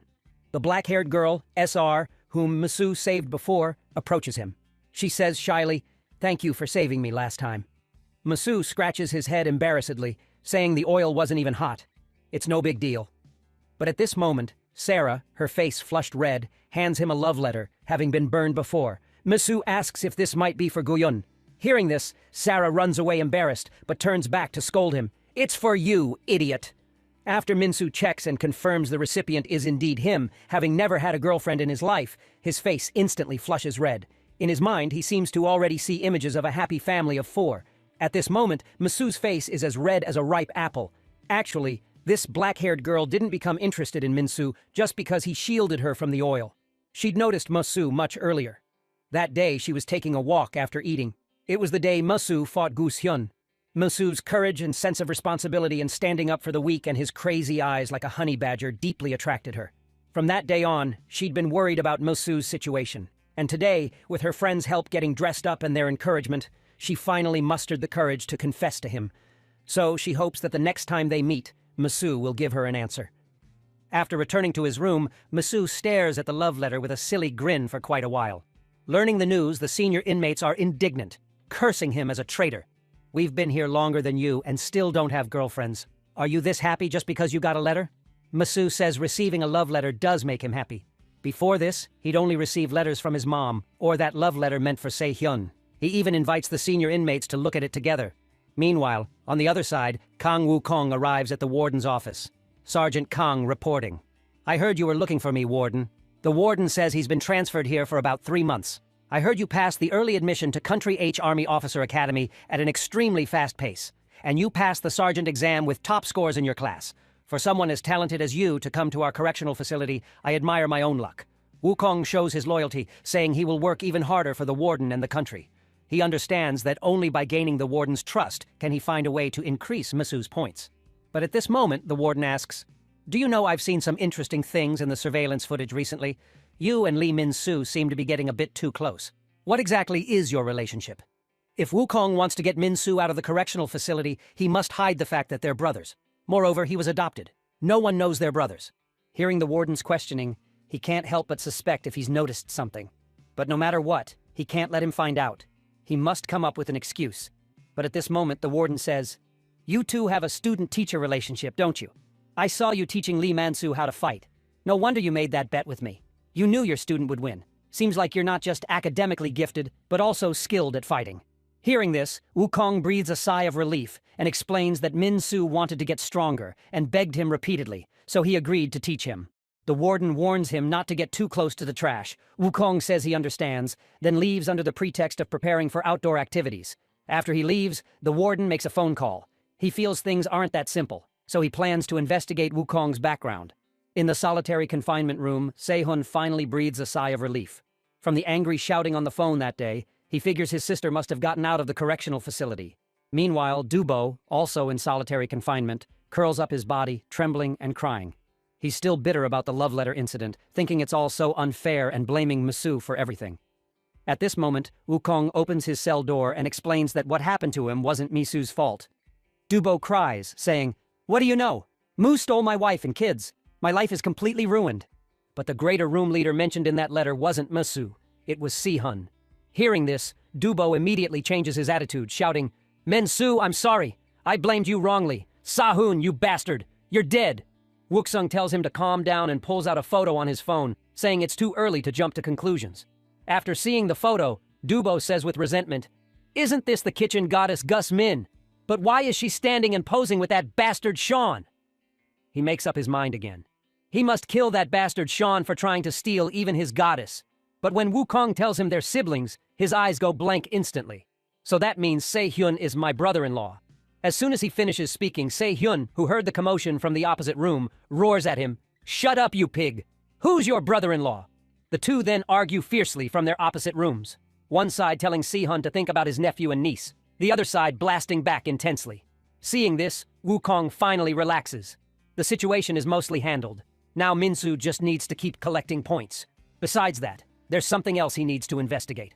That is to uncover the dark secrets the warden is hiding in this correctional facility, and the special detention block is currently his lead. Even as a guard, he can't enter this restricted area. Wukong suspects something must be hidden here. Sure enough, before he can think much longer, several guards carry out a young inmate, and he also notices a man inside wearing a red prison uniform. Meanwhile, Mimsu is washing up in the bathroom. He looks at the bar of soap in his hand, puzzled.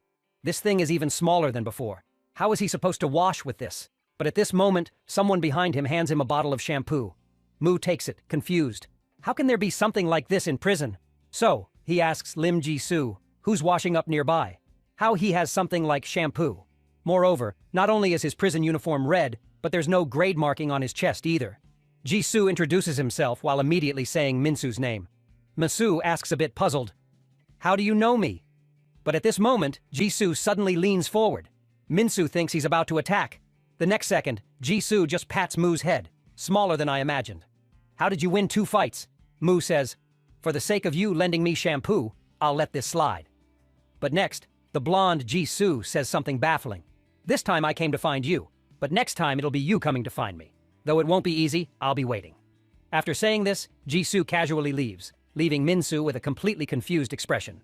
Meanwhile, the two in the solitary confinement rooms stop arguing. "There's no way you could lose to Misu. Why did you let him win?" Dubo asks back why he lost to Misu. Then Si-hun explains he was careless and that kid came completely prepared with a strategy. Dubo says the same happened to him. He planned to toy with Minsu a bit, but then realized he'd fallen completely into his trap. Si-hun says after these 2 fights, they must have noticed Minsu, right? Dubo confirms they've taken notice. They even had the kitchen crew try to turn him against Minsu. They might be planning to nominate Musu as a candidate, but Sahun's response shocks him. "Don't make me laugh. I'll prove I'm the candidate. Reach the top and pay them back 100-fold for humiliating me." 15 days later, Misu has become close with the kitchen crew members. But just as he's about to eat his noodles, the kitchen crew members in front of him stare behind him with shocked expressions. Misu wonders why they aren't eating. Little does he know, Dubo has appeared behind him. Dubo raises both hands high as if about to launch a sneak attack. But the next second, Dubo kneels down before him. "I'm sorry, Misu. I mistook you for someone else and tormented you. Plus, Seihan became my brother-in-law, so I can't get revenge for you anymore." Hearing this, Minsu extends his hand. "Get up. I accept your apology. Let's eat ramen together." Dubo is instantly moved to tears by his gesture. The kitchen crew members nearby all shout, "It's in the past now, and Minsu has already received another confession letter from another girl." At these words, Dubo's expression instantly turns fierce. "Minsu, you bastard. You're after my number 2 wife now." Then the food storage room becomes a scene of desperate chase again, though this time it's just playful roughhousing. Mu smiles broadly, thinking tomorrow is the day he'll reply to SR's love letter. But when the next day comes, he can't be happy because he's been assigned to do volunteer work. Mu rolls on the ground, saying he doesn't want to do volunteer work. He wants to see SRA and give her the letter. The senior inmates comfort him, saying, "This is the only way to earn lots of points." At this moment, another group of young inmates arrives for volunteer work. They mock, "Wanna be my underlings? I can get you jobs at a fried chicken place or something." All the room members respond collectively. "What nonsense are you talking?" One of them, a fat guy, sees Mu daring to disrespect his boss. He immediately steps forward, grabbing Mu's collar. "You sure you're the one who beat Sahun and Dubo? That scrawny body of yours looks pathetic to me." Just as conflict is about to break out, a guard arrives in time to stop them. Seeing the guard arrive, both groups neatly line up in 2 rows, standing at attention. The shifty leader of the other group reports to the guard first, saying they were quiet and it was Musu's group who started trouble. The bald senior inmate, Wong Hook, is about to refute. The next second, the guard's fist smashes into his face. "You bastard! I've been annoyed with you. With that face, you're obviously the troublemaker." Witnessing this, Mu is confused. He doesn't understand why this guard would suddenly hit someone from his side. But seeing the smiles on the other group of young inmates, he realizes this guard is on their side. Hook, being beaten, keeps begging for mercy. At this moment, Wukong arrives in time to stop the guard. "Let's stop now. We need to leave soon." Seeing it's his colleague, the guard explains with a smile. "The kids almost fought, so I got carried away for a moment." After saying this, he leads the other group of young inmates onto the bus. Wuksung asks Hook if he's okay and can still go do volunteer work. Hook says he's fine. Then Wukong looks at Musu's back and questions, "You weren't thinking of attacking the guard just now, were you?" Musu turns back with a smile, saying, "How could you think that, young?" After getting on the bus, Musu asks the white-haired Mun Hun Jun if he smells something strange. He looks back and sees someone from the back row has stuck their stinky feet forward. Mu warns them to pull their feet back immediately. But their leader says, "If you have a problem, fight my guys. Even Si-hun wouldn't be a match for them." But just as he finishes speaking, Se-hyun happens to board the bus. The man just stands there silently and glances over. This makes the prison boss, who was talking big just a second ago, go pale with fear instantly. His underlings are so scared they quickly put their stinky feet down. Nimsu didn't expect today would be the day Sahun gets out of solitary confinement. He curses inwardly. Damn, this volunteer work is going to get too lively. After all, none of the volunteers on this bus are easy to deal with. Soon, the bus arrives at the nursing home. The director and all the staff welcome them at the entrance. Wukong politely steps forward to shake hands with the director. "We hope this volunteer activity will bring positive change to the kids from the correctional facility." Another guard also says he'll take photos to document the kids helping the elderly. The aunties treat these young inmates who came from far away with drinks. They take just one sip and exclaim repeatedly, "Haven't had cola in so long. This is the taste of childhood." And the volunteer work they're here to do today is to take care of the elderly at the nursing home. There isn't a single young person here, making them complain constantly. But at this moment, a senior inmate suddenly points ahead and shouts, "Isn't there a young woman over there?" Sim Min looks in the direction he's pointing, but discovers this woman is his sister, Sim Min. This shocks Si-hun so much he crushes the cola cup he was about to drink from. What the hell? Why is his sister here? The first task these teenagers are assigned is to wash the elderly's feet. A guard nearby uses a camera to specifically record this moment. Su, having just finished washing an elderly person's feet, holds his forehead and breathes a sigh of relief. But immediately, he hears the next person calling for him to help wash their feet. Thinking it's an old man, Musu naturally doesn't refuse, even saying, "This grandpa must have suffered a lot. His feet have many blistered areas." Just as Musu looks up to ask if he feels more refreshed, he discovers the person before him isn't some old man, but Laicho, the boss of Grade B room. He presses his wet foot against Musu's face, telling him to wipe it clean. He even mocks Musu, asking if he wants to be a foot wiper under him. Facing this humiliation, Minsu instantly flies into rage, but is held tightly by the white-haired Hunjun. He reminds him to calm down. The guard over there is taking photos. Cho continues mocking with his underlings. That idiot is definitely a hothead. Looks like Se-hyun and Dubo aren't that impressive after all. Misu grits his teeth and can only endure this humiliation because he knows the guard is on Cho's side. Acting now would only get him mocked worse. At this time, Sim Min is pushing an elderly woman outside for a walk. "Grandma, the flowers over there are beautiful. Let's rest here for a bit." And the reason for stopping here is probably that Seyun has also come looking for her.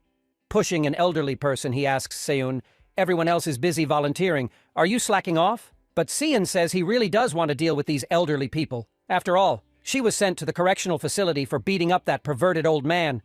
Seyun says somewhat calmly, "Yeah, I think we both made mistakes. We should have directly reported him for sexual harassment. Instead, we ended up in a correctional facility for getting involved, and it's that old man who had the problem. Not all elderly people are like that." After saying this, she leans back on the bench. "One day, we'll all grow old." "What do you think we'll become?" Si-hyun asks what she's trying to say. At this moment, Sim pushes the elderly woman away. "If you grow old, what kind of person will you become?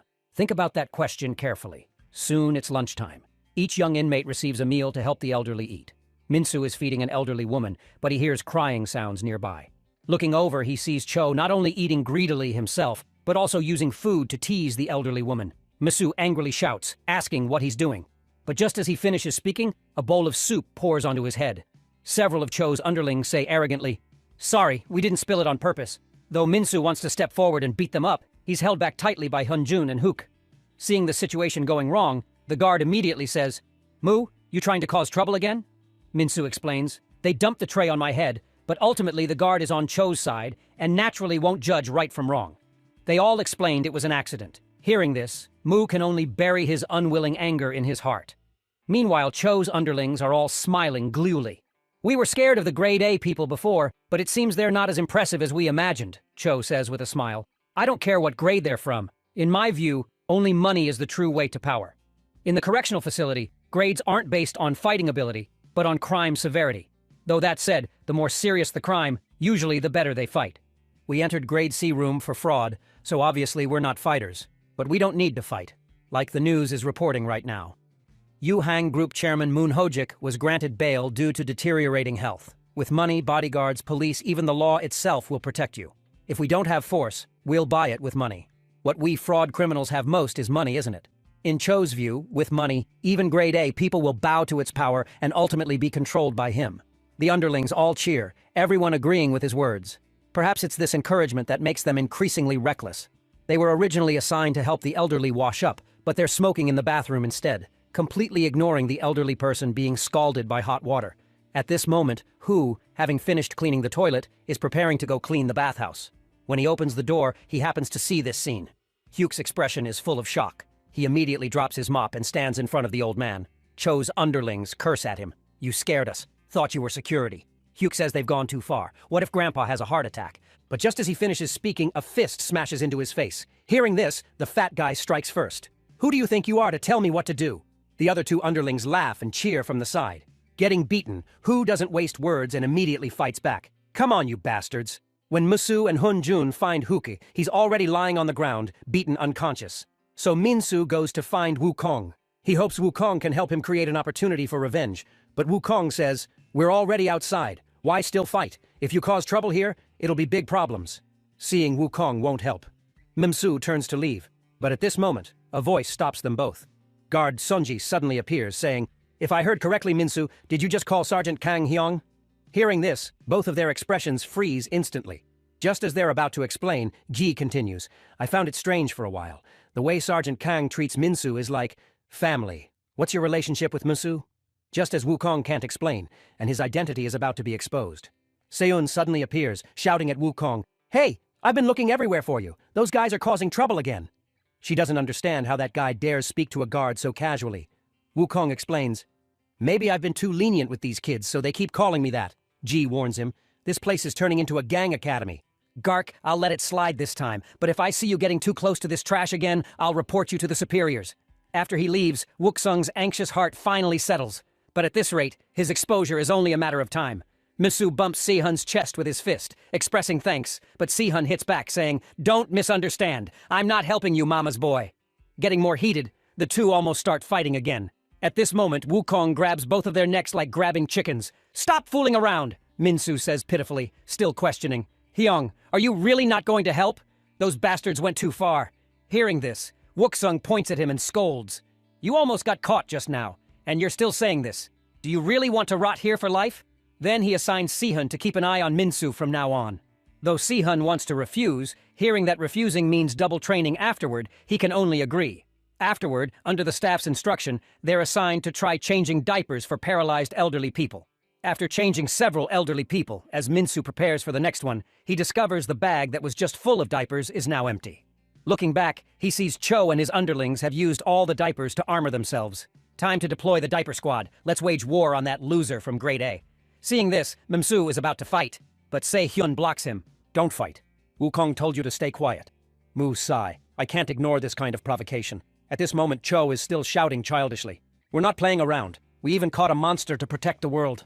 And the monster he's talking about is Hook, who's bound to a chair with tape, his entire head humiliatingly covered with a diaper, only his nose exposed."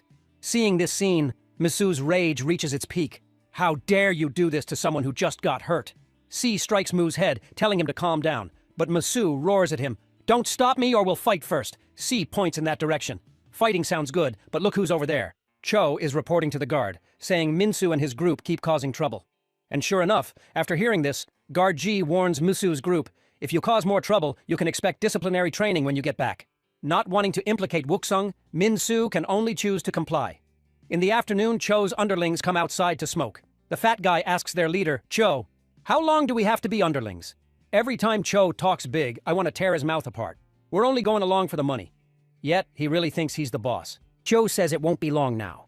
Right now, they're sticking with the grade C people just to live comfortably for a while.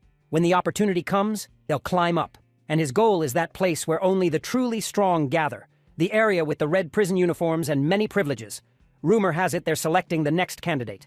And right now here there happens to be one of the hot candidates. Se-hun, the underling, asks in confusion. Didn't Se-hun lose to Minsu? Cho says that might just be a rumor. Just looking at Minsu, he's obviously a complete weakling. His goal is to beat Se-hun badly and prove himself to them. Mu has thought it through now. This is the time to endure. Even to solve his room's problems, he can't drag Wukong into it.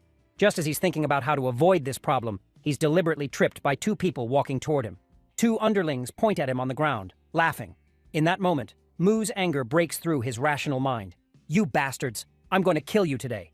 But every time at moments like this, something appears to stop him. Happening to be nearby, Seaman hands him a handkerchief. Good thing you seem okay. You're as tough as Wukong, not crying over something like this.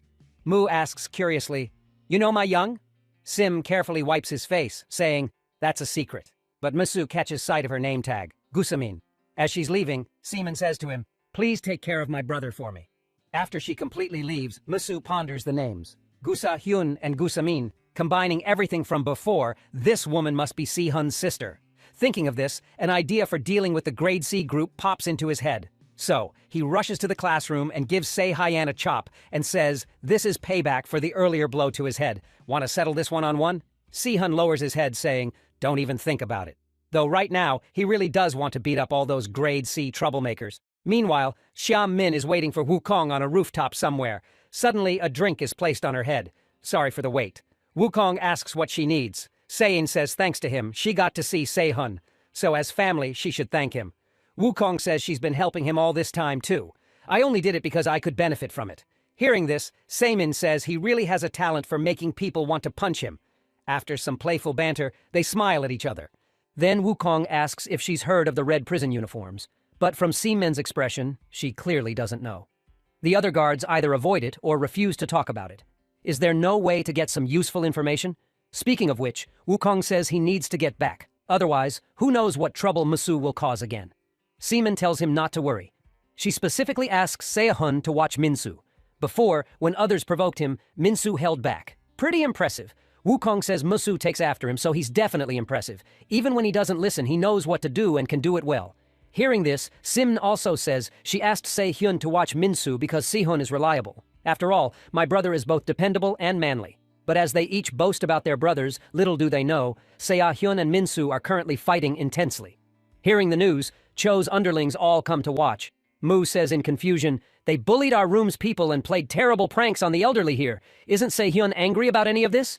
Se-hyun says, what does that have to do with him? Stop talking and let's fight. But at this moment, Musu continues, looks like their next target is probably the volunteers in Min. Isn't she your sister? Just thinking about how terrible their pranks might be worries me. And this is the method Mu came up with after meeting Min. Seeing the two still not fighting, Cho's underlings egg them on from the side, asking if they can only talk. One underling even gets in his face to mock. You're not scared of Musu, are you? Just as he finishes speaking, his head receives a fierce blow. I think what he said isn't without reason, Cho's underlings angrily shout, asking why Si-hun suddenly attacked their guy. Though my sister is beautiful, I'm not worried at all. But now, the more I think about it, the angrier I get. I'll make you pay for messing with our room's people. Meanwhile, Garg is humbly lighting a cigarette for Cho in the storage room to let Cho participate in this outdoor activity. G even forged documents to barely get him this opportunity. Cho says calmly he's satisfied and promises to prepare more benefits for him this time. Getting the money, G says humbly. You always give me pocket money. I should be the one thanking you. Feeling satisfied, Cho continues saying if he takes over an area and recruits some construction crews, he'll give G more benefits. And he tells G to find a way to contact the people in the special detention block. I'll go see them personally soon. But hearing this, G's face fills with terror, saying that's something the warden handles personally. If we get involved and something goes wrong, we're dead for sure. At this moment, an underling suddenly bursts through the door shouting, "That guy Sihun is beating up our people." Hearing this, Gi says angrily, "Didn't I already warn them not to fight?" But Cho beside him tells Gi not to intervene yet. "I just want to teach those bastards a lesson, right?" Park Cho, led by the underling, they head to the battlefield. And this scene is all seen by Sim Min hiding around the corner. On the other side, Min-soo is happily cheering. Since Wook-sung had Si-hun watch him, he'll music do the opposite, using Se-hyun's trigger point to eliminate enemies for himself. This is what's called fighting fire with fire. The three beaten to a swollen mess realize they need to team up now. Just thinking about his sister being pranked fills Se-hun with rage. But this time, the three coordinate. The two average-built ones use their bodies to restrain Seune while the most lethal fat guy launches a frontal attack. Im-soo, watching from the side, finally chooses to intervene. "I wasn't planning to fight at all, but since you asked so sincerely," Seun says he didn't say anything. But soon, without realizing it, Sia-hun is pushed to the wall. The fat guy's attack instantly arrives before him. But this time, the wall trick won't work. He's not the Sia-hyun from before. Seeing this scene, Min-soo can't help thinking, this bastard got stronger after training with Wukong, but so did he. He's no longer the weakling who could be bullied at will. Se-hun tells him not to block his way. Min-soo tells him just not to drag him down. He even wonders aloud, "This is too easy. You almost lost to these guys." Si-han says, "I didn't almost lose you, mama's boy." Min-soo retorts, "You sister-obsessed freak. How dare you talk about me?" Si-han angrily asks if he wants to fight. At this moment, having knocked everyone down, they start grappling. The two clearly intend to continue their rematch. But at this moment, Park Teo suddenly arrives. With one kick, he sends Min-soo flying. Joe questions Seun, "You used to be a candidate, right? Come fight me one-on-one." Mu asks what he is to dare interfere, but Taijo, having taken that kick, acts like nothing happened and strikes back, saying, "Let's see if you can take it too," coming to his sense as Min-soo trembles as he's about to get up. Cho comes before him. "Great boss, Min-soo. I'll give you a final offer. Let me control your entire area. Once I get the red prison uniform, I definitely won't mistreat you." Hearing this, Min-soo thinks the red prison uniform must be that guy who lent him shampoo. But what does that actually mean? Min-soo tells him to get lost, daring to bully the elderly here in our room's people. I won't let this slide. Just as he finishes speaking, a black bag covers his head. Caught off guard, Min-soo only feels darkness before his eyes. Then Cho kicks him in the head and says, "Listen, while I'm still talking nicely, my purpose for wanting to control Grade A is to find a strong subordinate, someone as strong as Si-hun." Of course, in music, my view, Taejo is way more impressive than Se-hun. Though Taeho's prison grade is only D, his pure strength is at Grade A level. Fighting against him, Se-hun clearly feels this, though his opponent's attack power is about the same as his. His endurance is far above his own. Taeho uses his endurance to deliberately take hits, then counterattacks. If this continues, Se-hun will definitely lose. He recalls Wook-sung telling him his fighting technique and reach were better than Min-soo's. So why did he lose? Because that was his only advantage. If reach is your strength, seal it away. If your opponent has reach, power, and endurance, how will you fight? So I'll teach you a fighting style that belongs to you alone, a path to getting stronger that will completely transform you. Seeing Si-hun stand up, Teo mocks. "Just stay down. You and I aren't even on the same level." Seun says angrily, "I'll make you understand what a difference in levels really means." After saying this, he charges forward with a swift step. Joe shouts, "That's right, show me your full power. Only then will defeating you have meaning. But is blocking all you're going to show me? That would be a bit too boring." Sahun also understands he can't just keep blocking, because when Wukong trained him, he said, "Blocking constantly will only slow your movements. If your arms drop, your opponent will seize the chance to break through your defense. What you need to do is observe your opponent's movements while blocking. Don't just think about how to counterattack." At this moment, Se-hyun can start catching his opponent's movements. Taejo's shoulders are raised high, which means there will be a powerful attack, and the longer he observes, the clearer everything becomes. Taejo's punching pattern and punching speed as well as his timing for pulling back. He's grasped at all the moment to counterattack has arrived. Taking a punch, Taejo mocks, "Is this all you've got?" Next, the situation completely changes. Each of his attacks is easily dodged by Si-hun, and each of Si-hun's counterattacks lands solidly on him. Si-hun knows that if Teo keeps swinging like this, he'll soon be exhausted, just like when he fought Min-soo before. How foolish. Now he finally understands why he lost to Min-soo, and realizes just how terrifying Wukong is. Just through observation, he made him this strong. Soon, Se-hyun finishes off Cho, but there's no excitement on his face. Facing this level of opponent was already so difficult to catch up to Lim Ji-soo. He still has a long way to go. Sahun wonders where Minsu went. He discovers Cho is continuously punching Musu with a black bag on his head. Cho questions Musu. "It's come to this and you still won't give up. It hurts, doesn't it, you bastard?" But in Mu's view, Cho is too weak. He doesn't understand how a person's punches can be so powerless. Mu has experienced this situation before, but suddenly, like being hit by an inflatable cheering stick, it clicked. He's not sure if it's because of the training or because of those 2 previous fights. Getting cocky, Cho continues mocking. "If it hurts, cry. Call for your mommy. Oh wait, you don't even have a mother." Just as he finishes, having hit Musu's sore spot, Musu decides to stop toying with him. "You crossed the line, you bastard." With a groin kick, Minsu makes him experience what real pain is. But at this moment, a voice asks what he's doing. Ji points at Mu, saying, "Didn't I warn you not to fight?" Mu explains it wasn't him who started it. Xia Hun was being beaten, and he just helped him. But Wukong gives him a kick to the head, saying, "That's still fighting." Then Wukong tells Se-hun to explain what trick Musu pulled this time. Se-hun says, "Seriously, we didn't start it. Those bastards wanted to mess with my sister and harass the grandpas and grandmas here." Hearing this, Wuksung's expression changes instantly. Gi shouts, "Guard Kang, see that? I told you not to get close to these people. That's why they're so arrogant now. You just wait and prepare to write that disciplinary report." But at this moment, Sim suddenly arrives. "Garion, I think what you should be preparing for is a trial, not a disciplinary report." Ji asks in confusion who she is. Hearing this, Sim smiles and takes out her phone with a video. The content shows his dealings with Cho in the storage room. Ji's face instantly breaks out in cold sweat. Sim says calmly, "You accepted bribes and forged official documents." Just as she finishes, Ji lunges at her, trying to grab the phone, but Wukong won't give him that chance. With just one move, he completely subdues him. Wukong and Xiam Min share a knowing smile. Good thing she broke the deadlock in time. Then Wukong immediately dials the command phone to report.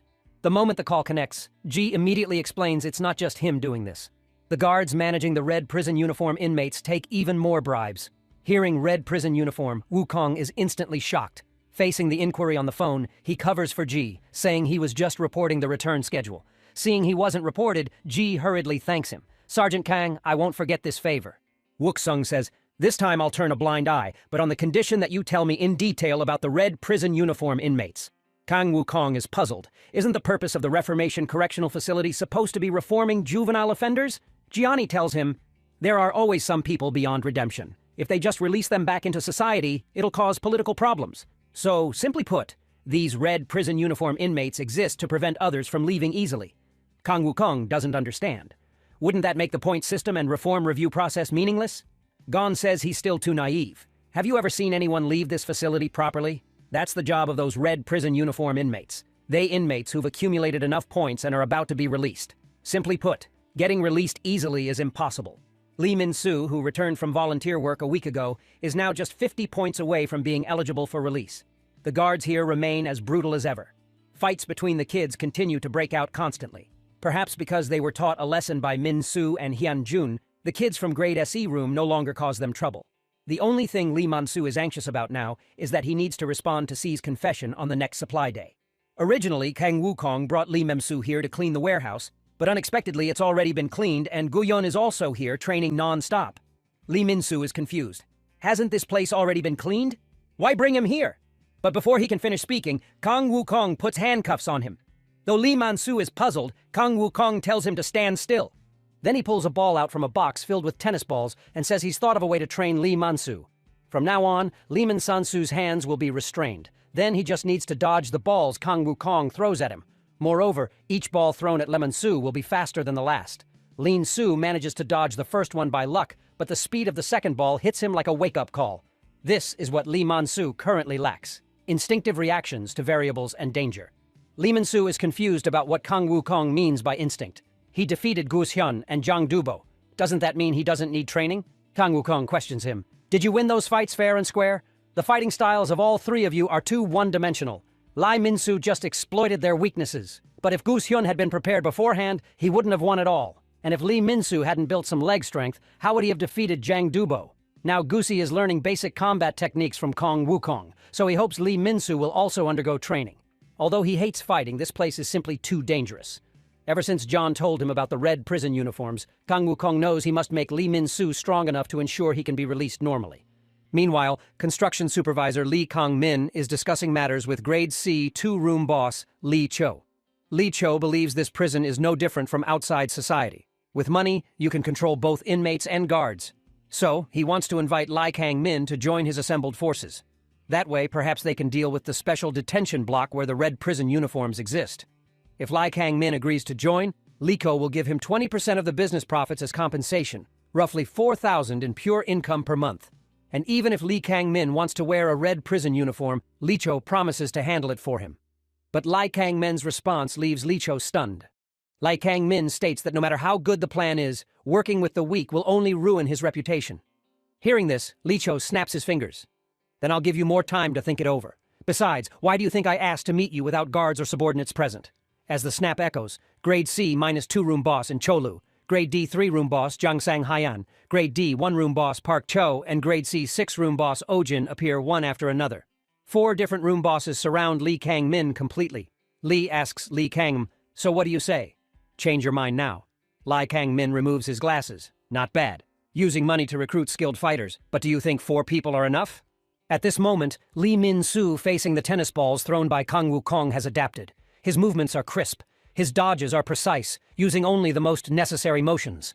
Lee Man-soo never learned anything like this before. It's safe to say this guy's talent is absolutely top tier. Seeing this training has lost its effectiveness, Kang Wukong decisively initiates Stage 2 of the tennis ball dodge training. Unlike the previous straight-line attacks, this time the thrown tennis balls will have a second ricochet. The throwing rate also increases by a level. This forces Lee Min-soo to not only face balls thrown from the front, but also watch for ricochet attacks from his blind spots. These attacks targeting blind spots are difficult even for some professional fighters to handle. So, what Lai Man-soo needs to do in Stage 2 training is accumulate experience dealing with multi-angle attacks and develop instinctive reactions. Lee Man-soo doesn't understand. He gets all this, but why restrain his arms? Kang Wukong explains that arms can be used for both offense and defense, so they should only be used when you absolutely can't dodge or block. And Guyun, after a period of training, his progress is clearly greater than expected. But the road ahead is still long. Kang Wukong is only here to guide their training. What truly makes them stronger isn't him, but themselves. Because the training Kang Wukong has arranged for them this time will be hellish. Only if they endure past this threshold will their potential truly blossom. But if they can't make it through, their potential will forever remain just potential. At the same time, Kang Wuksung is quite curious.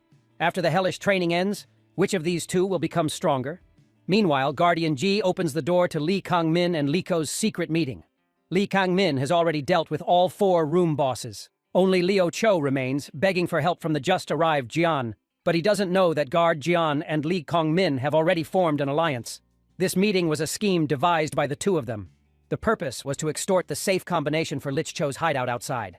Lai Kang-min's people following the address provided by Jiani have already taken over Liak's hideout. Inside is roughly 200 million, and according to their agreement, Guard Janji will get 10% of it. Lai Kang-min tells him it'll be deposited today, but only if Janji goes and tells the special detention block people that he wants to see them. The next day, when Lee Min-soo goes to the kitchen to work, Jang Do-bo awkwardly tells him he can't work in the kitchen anymore. Guard Janji explains from the side that the kitchen crew is now overstaffed, so they need to cut people, and asks if Lai Min-soo would be willing to go to the construction crew where there happens to be an opening. Lee Min-soo looks at the application form handed to him. Somewhat doubtful, is it really okay to do this without Kang Wook-sung's permission? What if it disrupts the original plan? But under Janji's urging, this is currently the only way to earn points. Helplessly, Lai Man-soo can only agree. Jang Do-bo watches their departing figures, silently, hoping in his heart that Lee Min-soo will be careful. After all, being cut from the kitchen crew and then transferred to the construction crew is all part of someone's plan. Soon, Lee Min-soo arrives at the construction crew's worksite. Looking at these people's intimidating faces, Lee Min-soo wonders to himself, are these people really high schoolers like him? He hopes the supervisor here won't be someone like Jen Do-bo. If he's as domineering as that guy, it'll be trouble. At this moment, Supervisor Lee Kang-min walks over. He tells his subordinates to be friendly and not scare their friend who's come to help them. He also thoughtfully brings Lee Man-soo a pair of gloves. I'm the construction supervisor, Lee Kang-min. Working here with bare hands will get you hurt. Lee Kang-min instructs his subordinates that this is Lee Min-soo's first time operating machinery, so they should help him get familiar with it. He also warmly tells Lee Man-soo that if he has any problems in the future, he can tell him anytime. At this moment, Lee Min-soo feels in his heart that being transferred to the construction crew was the right choice. This supervisor is both gentle and friendly, completely different from Zheng Dubo. But little does he know, in the shadows, Li Kang's eyes are staring at him like a hungry wolf. Soon, through behind-the-scenes manipulation, a red prison uniform inmate leaves the special detention block. She complains to the guard about how these kids live in a place like this. This place reeks of lonely old men. The guard warns her he's only giving her 5 minutes. Finish your business and get back. As the guard opens the door, this red prison uniform inmate walks into Li Kang Min's room. But what no one expected is that this red prison uniform inmate is actually a girl, Park Ha-yoin.